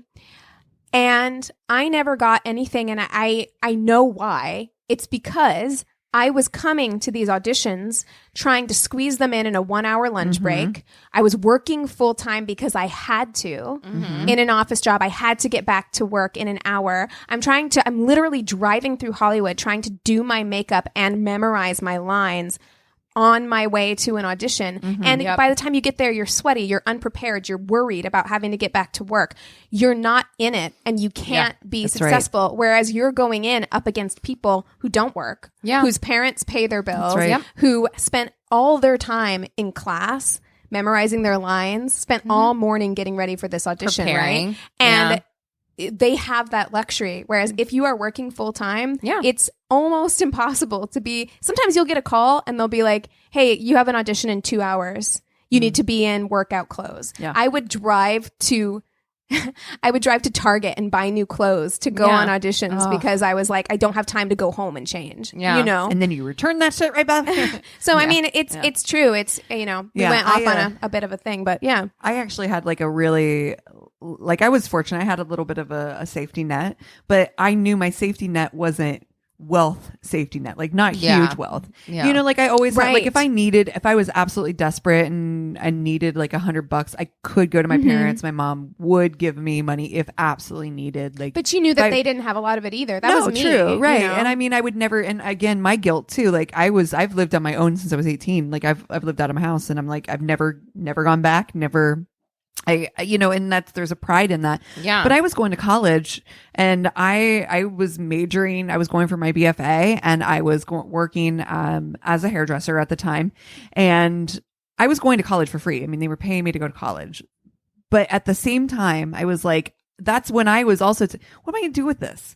What am I going to do with a degree that says I can draw at the end of the day? Mm-hmm. Like I literally was like, and when you're in that age group, I have a son, I'm working, what am I going to do with this degree? Yeah. And I mean, I think there's a lot of kids who can relate to that. Absolutely. Because whenever you are worried about money, you know that like, I need to secure my future. That's right. Like it's not about like, it's not about being able necessarily to do what I want to do or what I love. And like, that's what's so devastating about it. I do think that being a hairstylist and going into that field has allowed me to stay within a creative community. Absolutely. Yeah. Mm-hmm. And allowed me to, kind of live on both sides of that edge. But but as we talk about this story, I mean, a lot of these people who we think of as like this beatnik generation who were very, la vie boheme of the time. They were allowed to be because money. They all came from fucking money. Almost all of them came from money. Yeah, and it allowed them to have that kind of freedom. A deep kind of, and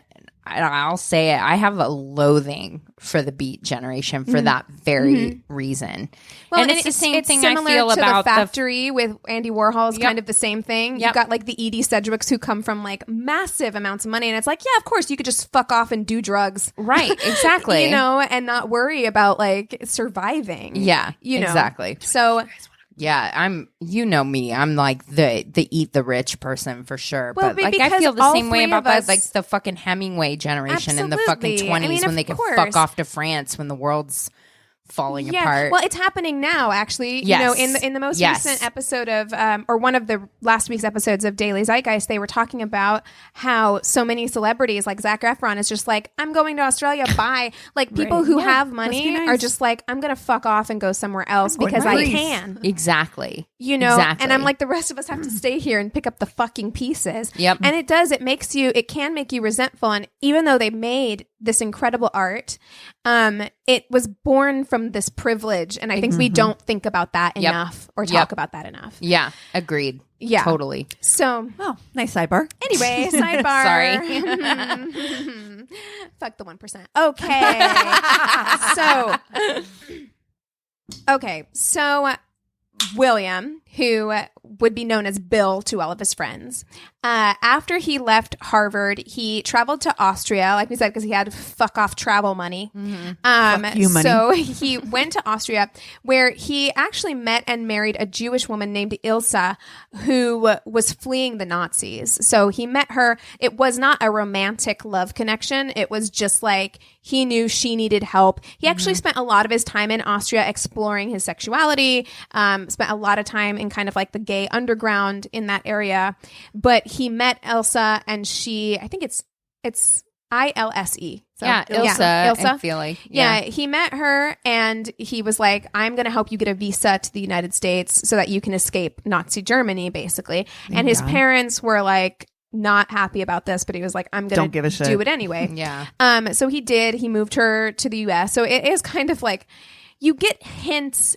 Because mostly I'm like you, Christina. Mostly I'm like this fucking trust fund baby asshole. But every now and again, you get hints that like you have a conscience and you have like a soul. Well, and I never want to be the person that's like all rich people are assholes, because of course people are multifaceted. I just think that it's definitely a conversation about privilege, where we've talked about privilege in regards to like the race that you're born into. You do need to acknowledge your privilege if you were born into money as well. Absolutely. In that it gives you a lot of wealth privilege, leg up. And so I'd honestly kind of expect them to use their wealth to do something good in the world, such as save somebody from they absolutely like Nazi fucking Germany. Yeah, and that's the thing is my grandpa has quite a lot of money, and he grew up with nothing, and so I'm like I understand that you worked really hard to get where you are, and I don't want to take that away from you. But also, it's a struggle when I get back from Lake Arrowhead and I'm hearing kind of rich people talk about, ha ha ha ha, we have 16 bedrooms and isn't that funny? It's just me and my wife and we never have to see each other. Whenever I come back to LA and I'm seeing homeless people on every fucking street corner. Right. You know, but okay, so he comes back to the United States with Ilsa and he returns to St. Louis. And in St. Louis, two of his friends, Lucien Carr and David Kammerer, which there's a great movie with Daniel Radcliffe called Kill Your Darlings that is kind of about this situation. But I'm not going to go into it. That's why I'm saying there's more than one Crazy in Love in this time period. Nice. Because Lucien and David decide to move to New York and Burroughs went with them. Now, I'm not going to go into it, but fun fact, Lucien Carr would go on to murder Kammerer because of unwelcome sexual advances. So I think I see next week's Crazy in Love. because Kammerer was like obsessed with him and like Lucien Carr was not interested, and it got to the point where he ended up murdering him. So, and actually Burroughs and Allen Ginsberg got in trouble for knowing about it and essentially like not going to the police. Oh shit. So when they get to New York, they move into an apartment that housed Allen Ginsberg, Jack Kerouac, his wife Edie Parker, and a woman named Joan Vollmer. So it's like everyone in the Beat generation is living in this apartment that I believe was Joan and Edie's apartment initially. So Joan was born in Albany, New York, to an upper middle class family. She was attending college in New York City when she met and befriended Edie Parker, and the two moved into an apartment together.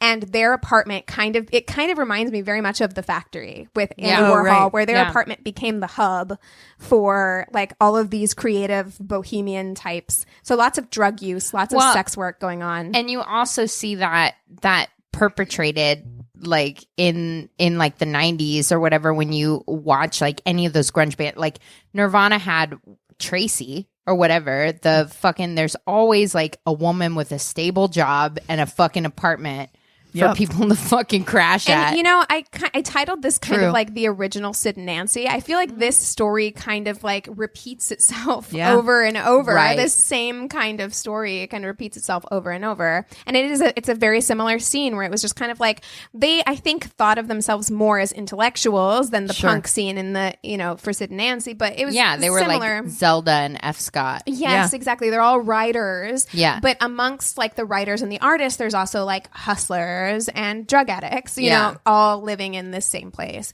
So in 1944, Joan married a man named Paul Adams and had a child named Julie almost immediately, so that same year. But by the time Bill arrives on the scene, Adams is overseas fighting in the war.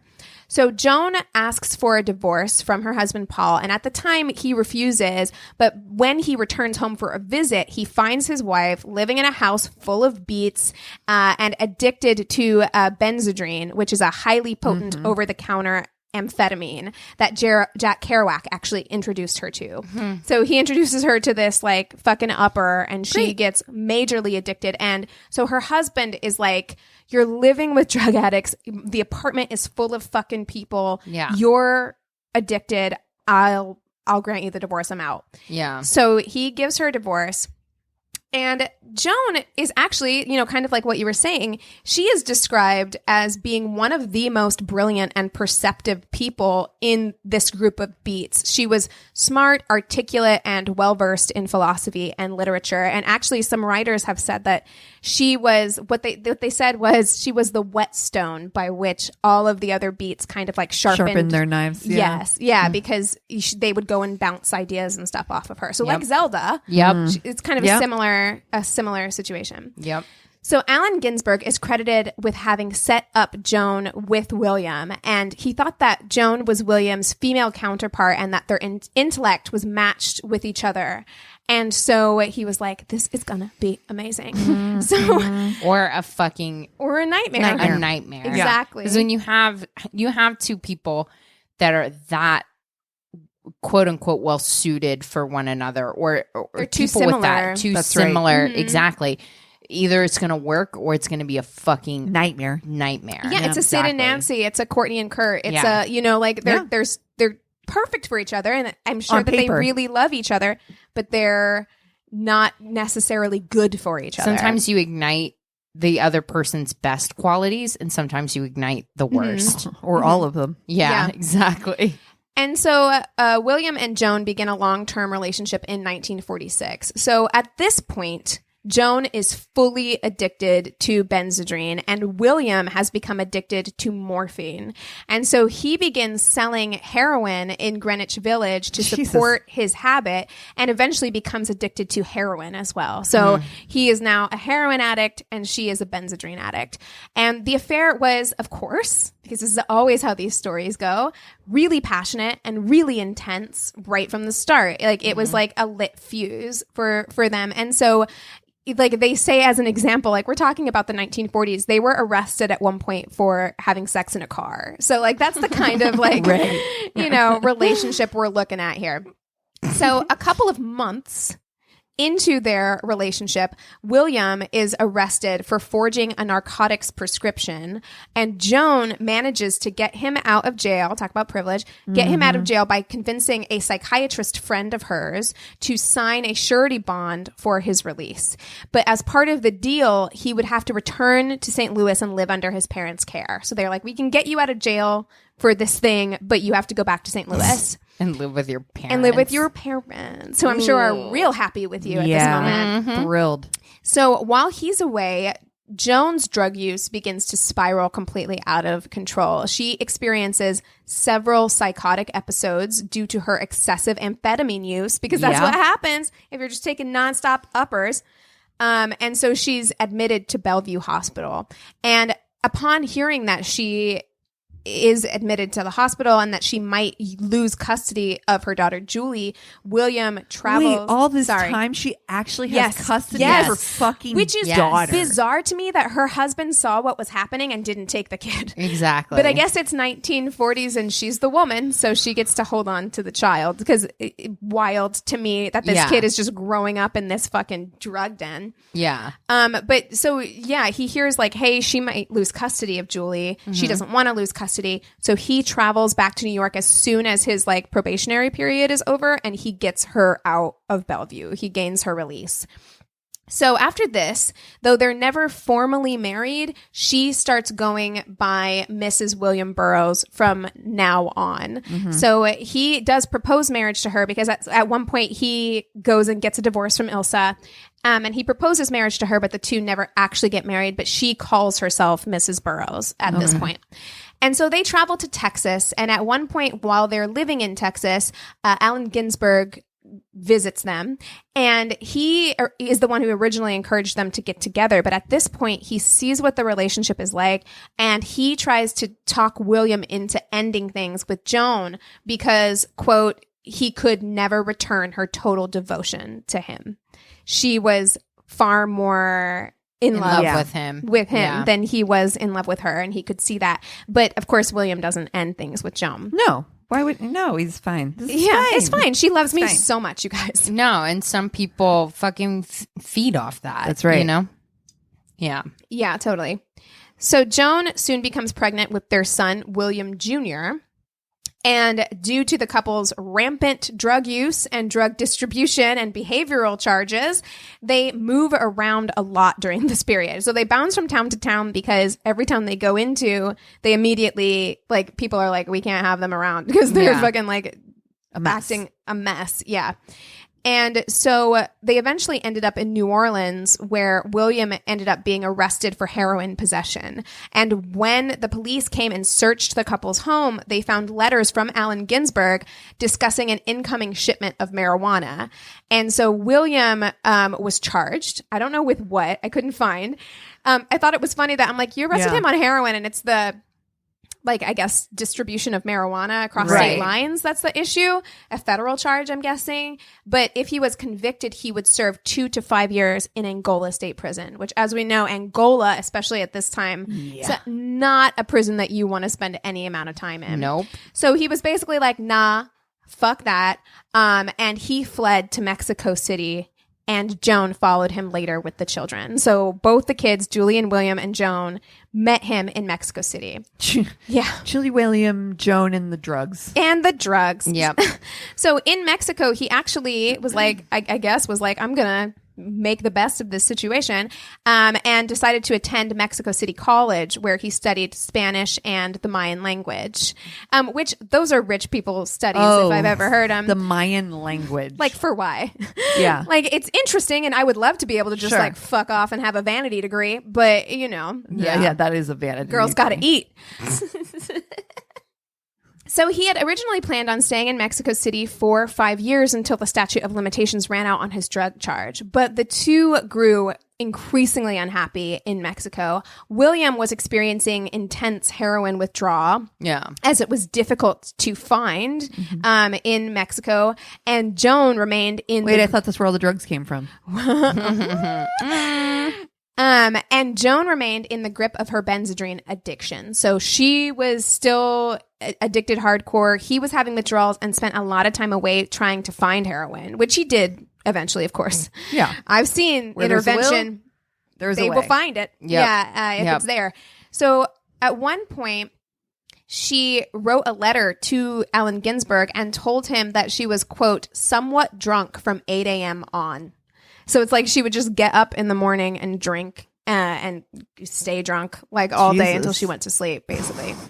So I mean, that's Saturdays sometimes for say, me, wait, but we don't have two Are small you talking children. about me during quarantine? exactly. I know. I'm sitting there like in a Rude. Zoom meeting at 2 p.m. Like no one would know. No one would know if I had a glass of wine or not. Nope.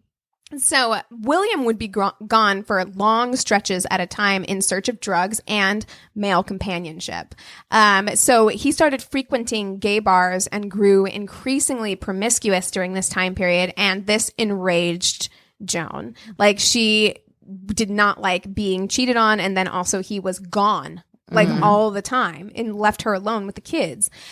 So their fights became more and more violent. Later on, William would describe in a 1980s interview how once when he was able to get his hands on some heroin in Mexico, Joan was so fed up with his drug use that she slapped the spoon out of his hand, threw his heroin in the toilet, and so he slapped her and immediately like left to go get more. He says it. He's like, I slapped her in the face and I left her crying on the bed. And he says in that interview, he was like, what's she going to do? Like, leave me? Like, leave Mexico, go back to the States? Like, Yeah. that's kind of the mentality that he had at this point. And he was very straightforward about it. Like, as he got older, told the truth. And in later interviews, it does sound, again, it's very Sid and Nancy. It's very Kurt and Courtney. Like, they loved each other. I think they loved each other, but it was volatile and they were both on drugs. Yeah. Yeah. So, like, this is what happens, you know?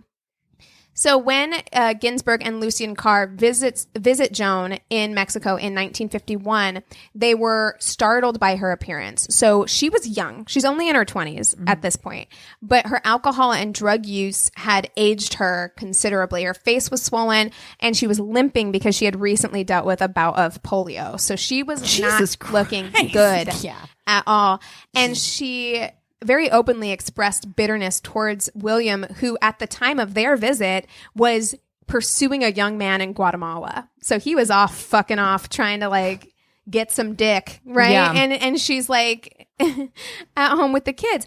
And it's hard because their son wrote a book later on and he describes her as being like a loving, caring mother and a very meek woman, but also describes like bouts of just full on reckless self-destructive behavior. Like she drove down a mountain at like high speeds with the kids in the car, and things like that. Mom, could you Just pull over real quick.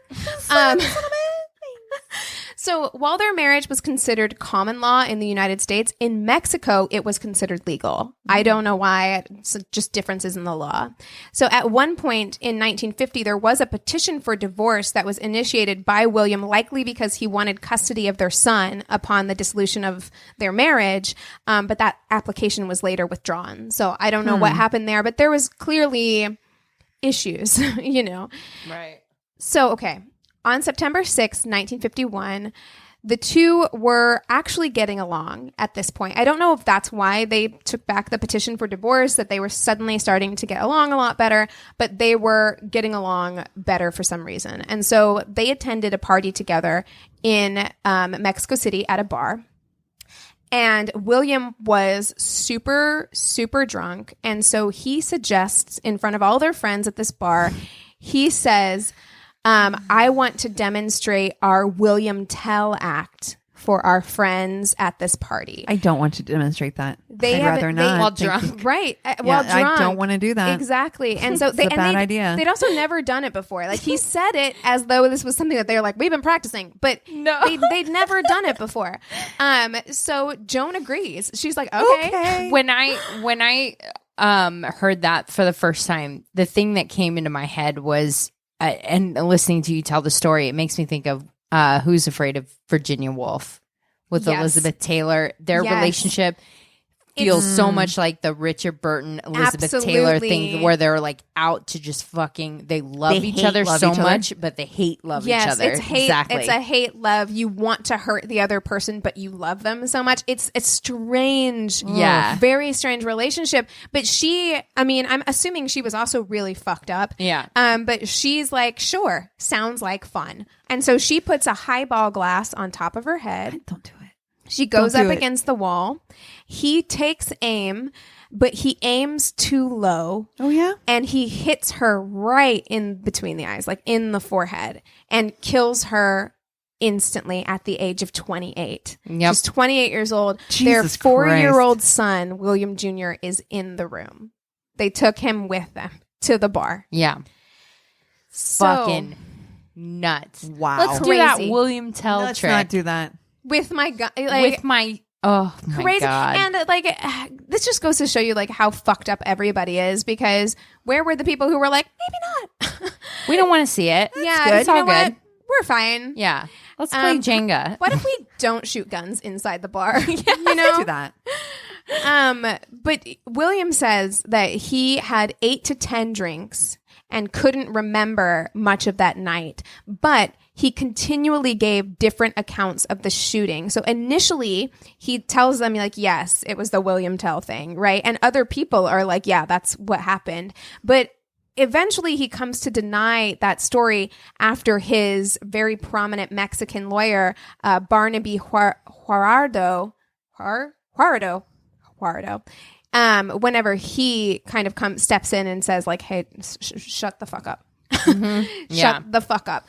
And then his brother, William's brother, Mortimer, that's not like a rich person name. Jesus Christ.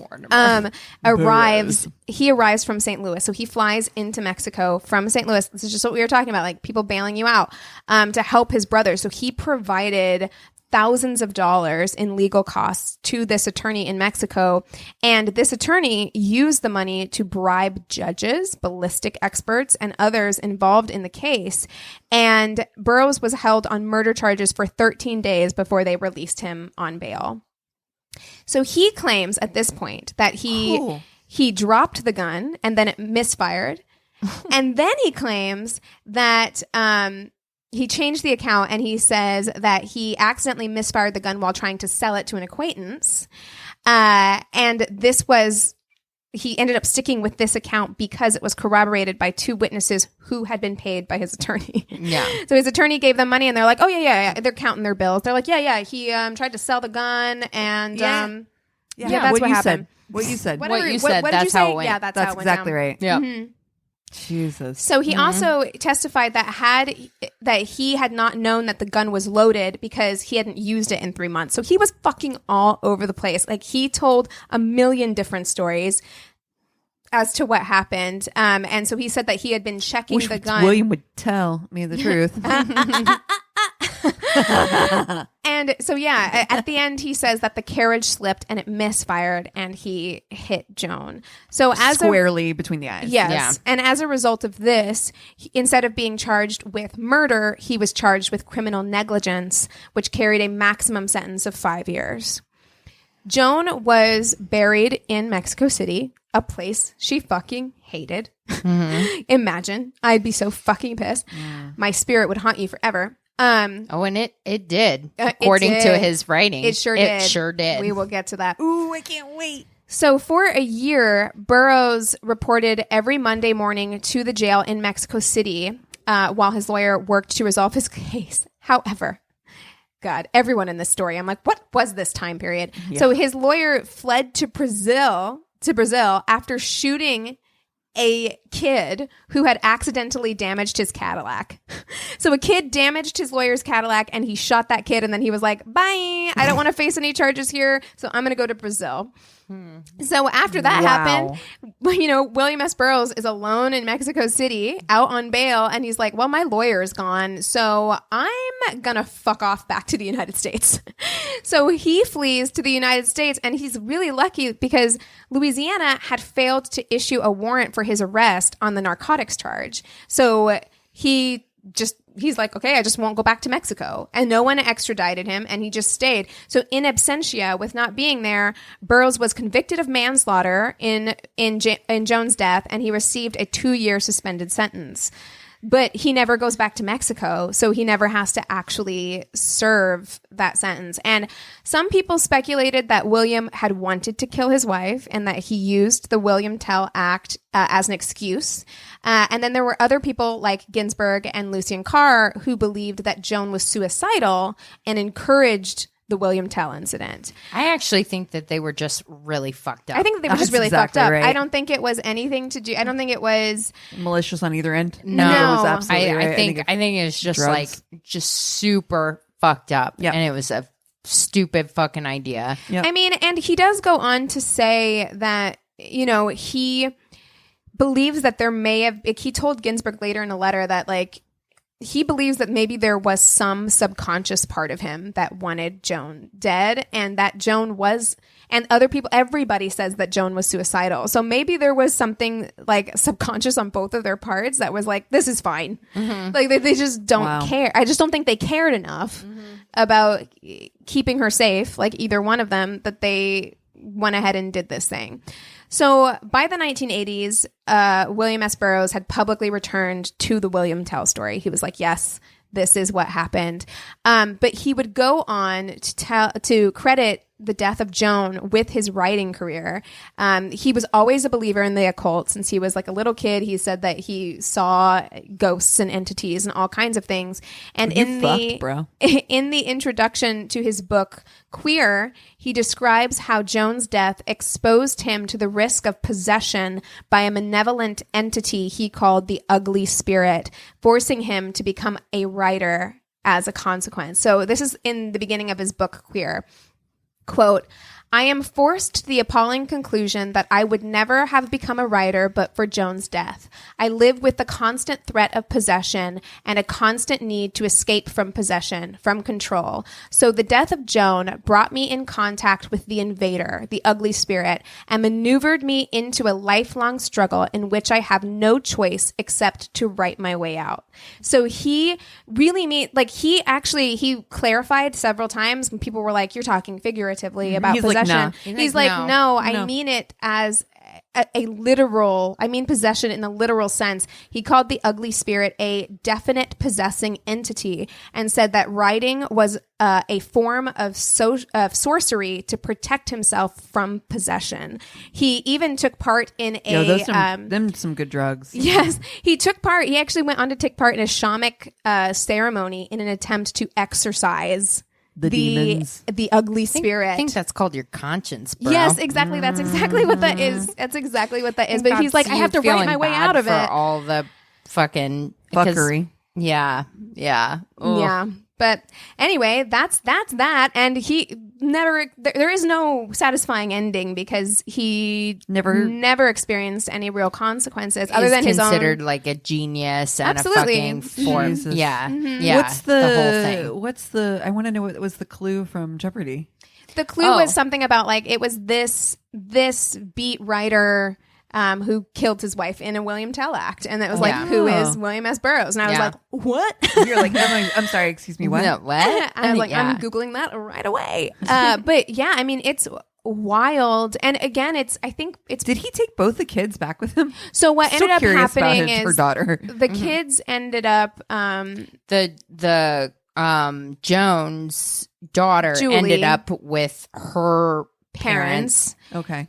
And then his son, I think, ended up with his parents. Yep. Okay. I'm pretty sure. But yeah, he didn't really raise Yeah. either one of them. And Probably then for the best. And then his son ended up, he became a writer, wrote some things, and then he ended up dying tragically in his 30s as well. So he outlived his son as well. Wow. So yeah, I mean, it's just, I find these things so fascinating, just like anything that took place during this time period, or like when you were talking about Zelda, or and even F. Prohibition last year, Just- last week.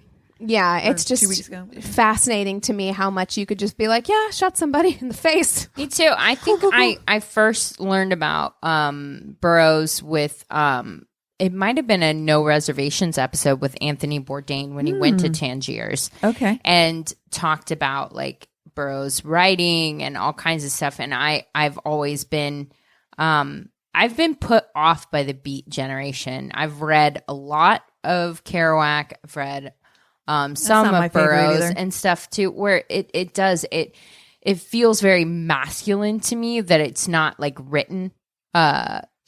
It's almost like Palahniuk to me. Chuck Palahniuk to me is off-putting. Where I don't it's like like Palahniuk either. where it feels like I'm like, this wasn't written for a female lens. Right. I mean, like I at all. can read Kerouac and I can feel like this is a good writer. Like I feel that way when I feel that way when I read any Burroughs as well. Like I can acknowledge that the writing is compelling, but there is something where it reeks of privilege in a way, Right, that right. It's It's you feel off-putting. it, and it is off-putting to me.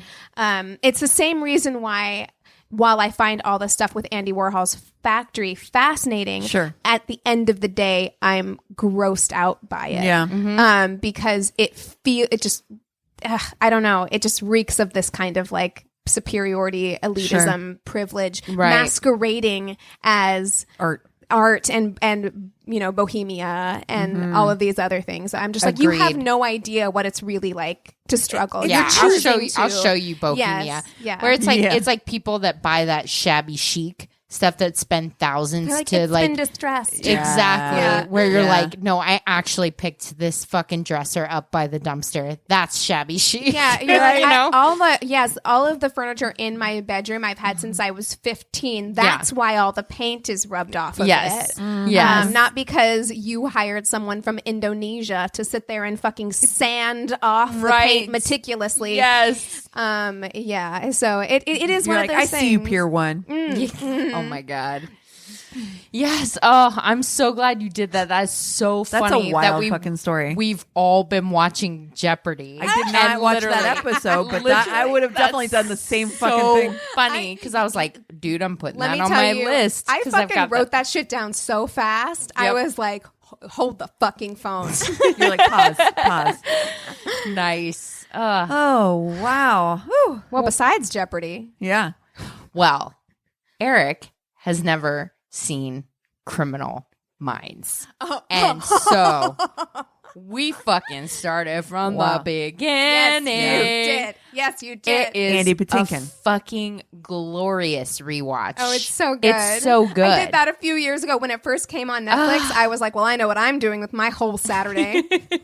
Sit down. So good. You got Mandy Patinkin in the first You season. do. So good. You do. And Fucking it's Mandy so Patinkin. great. Ugh. I was literally able to explain. I'm like, this is why I wanted to do what I wanted Forensics, to do yeah. because it really is. It's kind of the best of its genre, in my opinion. I'm going to put Criminal Minds at the top because it's like, oh, this is why we profile a serial arsonist this way. It like teaches you. It is the most, like, it's so interesting because when we first got up to the cabin, we searched that place for an HDMI cord. And on like day 3, we finally found one so we could watch things connected to my laptop. Yeah. But before that, it was like, we got to watch whatever's on local TV. Oof. Okay. And everything on local TV, I swear to God, there is nothing but fucking NCIS. Yeah. And we got lucky, and they one day they had a Law and Order, the old school Law and Order yes. marathon from the beginning. They Yes. started from like Nice. season 1, so we watched an old one with like 20-year-old Juliana Margulies in it. Wow. But that was good. But the NCIS is like, it's cheesy. It's like not Yeah, good. And it is. And Criminal Minds, it's cheesy a little bit because Yeah. it's got that very stylized kind of thing, but it's not. There's something about it that makes it less. It was kind of also like the first. Something about it is Mandy Patinkin. 'Cause Yeah, first of all, 100%. you guys know how I feel about The whole him. cast Love him. actually is Whole cast cast. well. Yes, because I'm like, I love fucking, chick we face. love Matthew Oh. Gray Gubler. Oh, we of course. fucking love him. Duh. He's so great. Cutest. And Eric is like, this show's really good. I'm like, I Where have you fucking been? know it is. It's so good. And it was the first time where it was the first show to use that trope of like quirky girl who's the hacker. I love Yeah. it. You know what I mean? Now, and which I they love tried her. to do in NCIS. Exactly. But it was less successful. Correct. Yeah, yes. And then she's like best friends with Shamar Moore. And it's Yeah. like so good. the character development grows so nicely in Yeah. that show, Right. where you believe all of their relationships. Yes. Yeah. Yeah. Also, love that strong want that to manifest. Oh, the two of them to end Yeah. up together, Yes. Garcia. Well, Yeah. she ends up with someone later on. Yeah, And I think he does yeah. too. They ended up not I know, together, but I Whatever. really, it would have been better for them Yeah, it to have would've, ended actually. up I together. would've loved it. the way they Actually. flirted with each other and their chemistry was so Well, great. and they it was genuinely, believable. like, spoiler alert, because there's like 18 seasons of Right. Criminal Minds, I but know. at some point, like, something happens where she's in danger. Yes. And Oh, I his know. protective instinct for her her. in that Yes. show is like, he will rip your throat out Yes. if Yeah. you fuck with Garcia. you think Ugh. it's all going to be like they're cute and fun but when it comes to like an actual threat, he's like, Protecting her. "Fuck you! I will kill 'Cause he your loves fucking her. throat out." Yeah. Oh, I Kill love your it. throat So out. that has been a very, very enjoyable rewatch. I could talk about that show. I could have a whole Criminal Minds podcast. I could talk about Absolutely. All shows right, that let's show. start Tune it. in. Yeah, we're That's doing it. it. Tune in next week for our episode of Well, Criminal Minds. so in addition to just watching, I've watched so much stuff because we haven't recorded in a while. Yeah. And I haven't had a weekend free in a very long time. So I watched so much stuff, but I'm going to narrow in on a couple things here. Okay. First of all, Anthony and I are fucking insane maniacs. And the entire time we were up in the secluded woods in a cabin, we were like, what is the scariest shit we You can are watch? a psycho. with Honestly. you? Honestly. is I wrong don't know. with you? I don't know because there was one night when I went to bed and I was like, I'm kind of freaked out right now because we're isolated. We're in the woods. It's quiet up there, you know. Oh my But God. She's like, "Let's watch I'll Be Gone in the Dark." We watched a movie called We Are What We Are, which I don't know if you have ever seen this I movie. don't like it already. I hate it. It sounds is terrible. about I a hate it. family who have this like ritual where they eat people. And it's the girl from So it's a true story it's about the- Hollywood? It's the girl from Ozark. Oh God, don't. Sorry. It's the girl from Ozark who I fucking love. Okay. She's amazing. And it was interesting. I actually really enjoyed the movie, but it was so gross. Like I'm so grossed out by it. Like I think about some of the scenes even now, and I'm No, like, see, this is why we won't watch this. ha. Dude, Eric gets one scary movie with me once a month because scary movies are his jam too. And I said, okay, once a month, you get to pick one scary movie. You watch it with me. You have to make me popcorn, and then you have to cuddle me like all night when it's. And this month he picked, God, what is it called? It has Ethan Hawke in it. A Sinister. Sinister. We started watching that up at the cabin. We started watching it, but it was too late, and we turned it off. But that It's movie is scary. So actually. scary. Yeah, It's that movie is scary. So scary. And I was like, okay. Fucking nightmare fuel, you guys. This Thank you. movie, this movie isn't as scary as Sinister. Like Sinister was Just scary. gross. It's just, it's gross because they do a lot. Like they're eating people, and like it's like you see them eating like bowls of soup, and you're like, oh, you know. Come on. But the one thing I wanted to talk about is I watched Dr. Foster, Oh, you were telling me about this. Okay. which is a BBC like show, I've seen the Okay. trailer for it. and I don't know that it's for me. well, Okay, tell me. okay. 'Cause First you of all, told us it was great. It's a quick watch because it's 5 episodes per season. There's 2 seasons, so it's 10 Okay. episodes total. Oh, okay. It is a relationship drama. So it's about like a woman who finds out that her husband, she has suspicions that her husband is cheating on her. And so the whole thing is like her trying to And that girl from figure that out. Eve. There's the girl from Killing Eve, Villanella's in it. She's great. She's Okay. always great. The show is really good. I really enjoyed it. I just finished the 2nd season last night. What I will say is I was a little worried you guys were going to watch it after I texted you guys Yeah. because after I texted you, I watched the season finale of the first season. It is the intense. Oh. Like Anthony came and sat down with me and he was like, what's happening right now? And I was like, it's very intense. And there are things about the show that I don't love the way that they've done it. Yeah. But it is a very interesting look into what being constantly like gaslit and lied to and cheated on. Cassie would hate that. I am over here because that's why I almost texted you back and was like, are you sure it's the show? Because I literally watched the thing and I was like, I can see this spiral. Yeah, just from the trailer. Yeah, the worst thing I can think of to do to Cassie is honestly like gaslight her. Honestly, no, I can't think of anything. I think Cassie would take it the worst out of any of us. It's tough to watch because you're watching this, but it's an interesting. How red am I? For our podcast, though, it's an interesting thing because it's watching someone go from loving somebody so much and being married to them and being happy to that whole thing kind of like falling apart. And it's a really interesting look at going from how you can go from loving someone to hating them, in a relationship. So yeah, I mean, it's interesting. It's not the best show I ever watched, but did I watch the whole thing very quickly? Yes, I did. Oh, interesting. Yeah, I'm down. Just want to once again announce that Chris can never leave me because I can't trust anyone else and I don't like anybody else. So. Yeah. All right. I am watching nothing that scary. Not watching people eat people? No, definitely not that. I am. Okay. So 2 things that are making me really happy right now. One of them is that I have, my Facebook my Instagram has gone to shit. Like I just don't even do Instagram anymore because I literally have nothing to post. I don't do hair anymore. I don't travel. I don't do shit. Yeah, I do not want to take any pictures of myself right now. Oh God, I haven't worn makeup has destroyed me. Why do you think I took so many pictures when we were in Lake Arrowhead? I'm like, get them in because when I go home, I'm sitting on my couch for the next 3 weeks. I won't have anything to post. So I'm like, the second I'm like, I got makeup on, we're out by water, take a picture. Take 20 of this. I'm going to do this side. Now I this side. I think I've had like 4 Instagram posts this entire year. Yeah. No, 2020 is so lame. Garbage for Instagram for me. But my cat is so cute. Well, you had to get all of those pictures of Chuck off your phone. I got 5 billion pictures of Chuck on my phone. He has a full Instagram thread built in. I have enough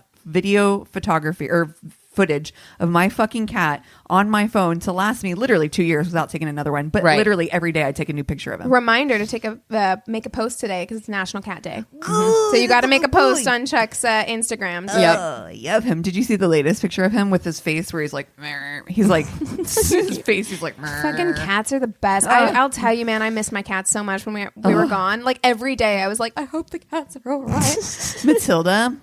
I just want to talk about, first of all, how we've decided today that Matilda and Chuck would have made the cutest babies if She's they an weren't older both woman, but yeah. I think Chuck would be dig an older woman. Yeah, I do. Seems like it. He does, right? Does. He's very mature for his age. Right. Yeah. Speaking of sons of mine, my human son is home too. Yes. So he's moved to Los Angeles now, finally, and I'm happy to have him. And he and I on the What We're Watching. So Chris and I have been watching Elementary. We're also kind of digging into CSI. We're starting that from the beginning. Just great go to sleep shit. Yeah. You don't need to pay total attention to it. I can take my glasses off. I'm fine.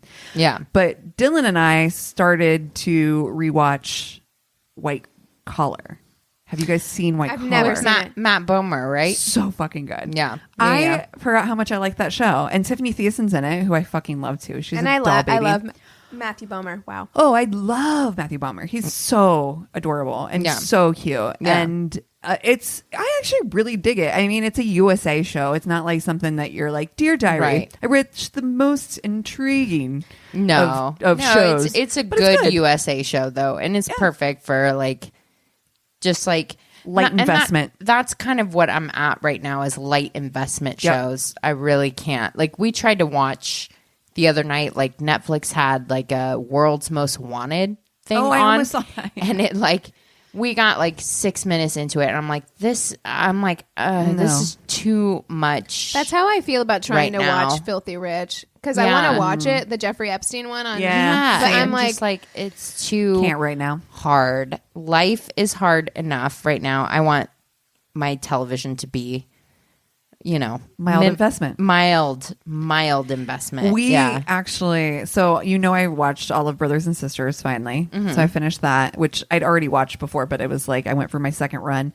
But we actually, because we had started watching a lot more Hulu with Elementary, and then now watching White Collar and all these other shows, it was like we were watching enough Hulu that honestly, every 5 minutes, hearing a fucking Grubhub commercial about noodles, I was like, fuck. Wait. Stab me. Geico? Hulu does this thing where they are trying to bully you into paying for the more expensive one by playing the same commercial every commercial break until it drives you crazy. They won. Dude. We did it. Oh, I my couldn't God. fucking take it. We could not take it. No. Yeah, it's the psychological same. warfare. I think the thing that's going to finally drive me off of Facebook forever is honestly the ads on the videos now. Oh. Have you noticed? You're trying to watch an ad of a dog, hear its favorite words, and you're like halfway through. You have to watch a fucking ad. Yes, on everything. It's so infuriating. Whoever's idea it was to put ads in the middle of the video. First of all, I never finish the video. I also personally will never buy anything that you show me in that ad. No. And 3, it just it's driving me off the app. It's so gross to me. So like, stop trying to monetize every single second of my fucking day. Mm-hmm. Ugh, it's like Minority Report. Like when he's walking through and like everybody's like, hey, except for Michael, us, hey. buy the things that we advertise on this podcast. Yeah. No, honestly, buy the things from real fucking people who are like, hey, I actually try this. Like, we were on a break and I was talking about the new vibrator I just got, which I was like, everyone will want to know about, by the way. Honestly, I'm going to post something on our My Worst Date Facebook. It will change your fucking life. I'm not kidding. It is the best thing I've ever, and we're getting zero money from this. Yeah. I'm doing this because it is good to the world. I love you and I want what's best for you. Exactly. We care about you. And so, yeah, fuck all these like Facebook ads and bullshit or whatever. Just like support the people that you love that are making things. Like us. Yeah. This really took a turn. It's because we were recording in person. I know. Welcome Our back to our listeners 2 are hours. like, you are all over the place. Jesus. I just miss you guys so much. I know. Welcome back to 2 hour plus episodes. Well, if you've got a TV show we should watch, preferably not about eating people, if you have stories to tell, Totally about eating people. if you have vibrators to recommend, anything like that, go to our one-stop shop of a website. It's myworstdatepodcast.com.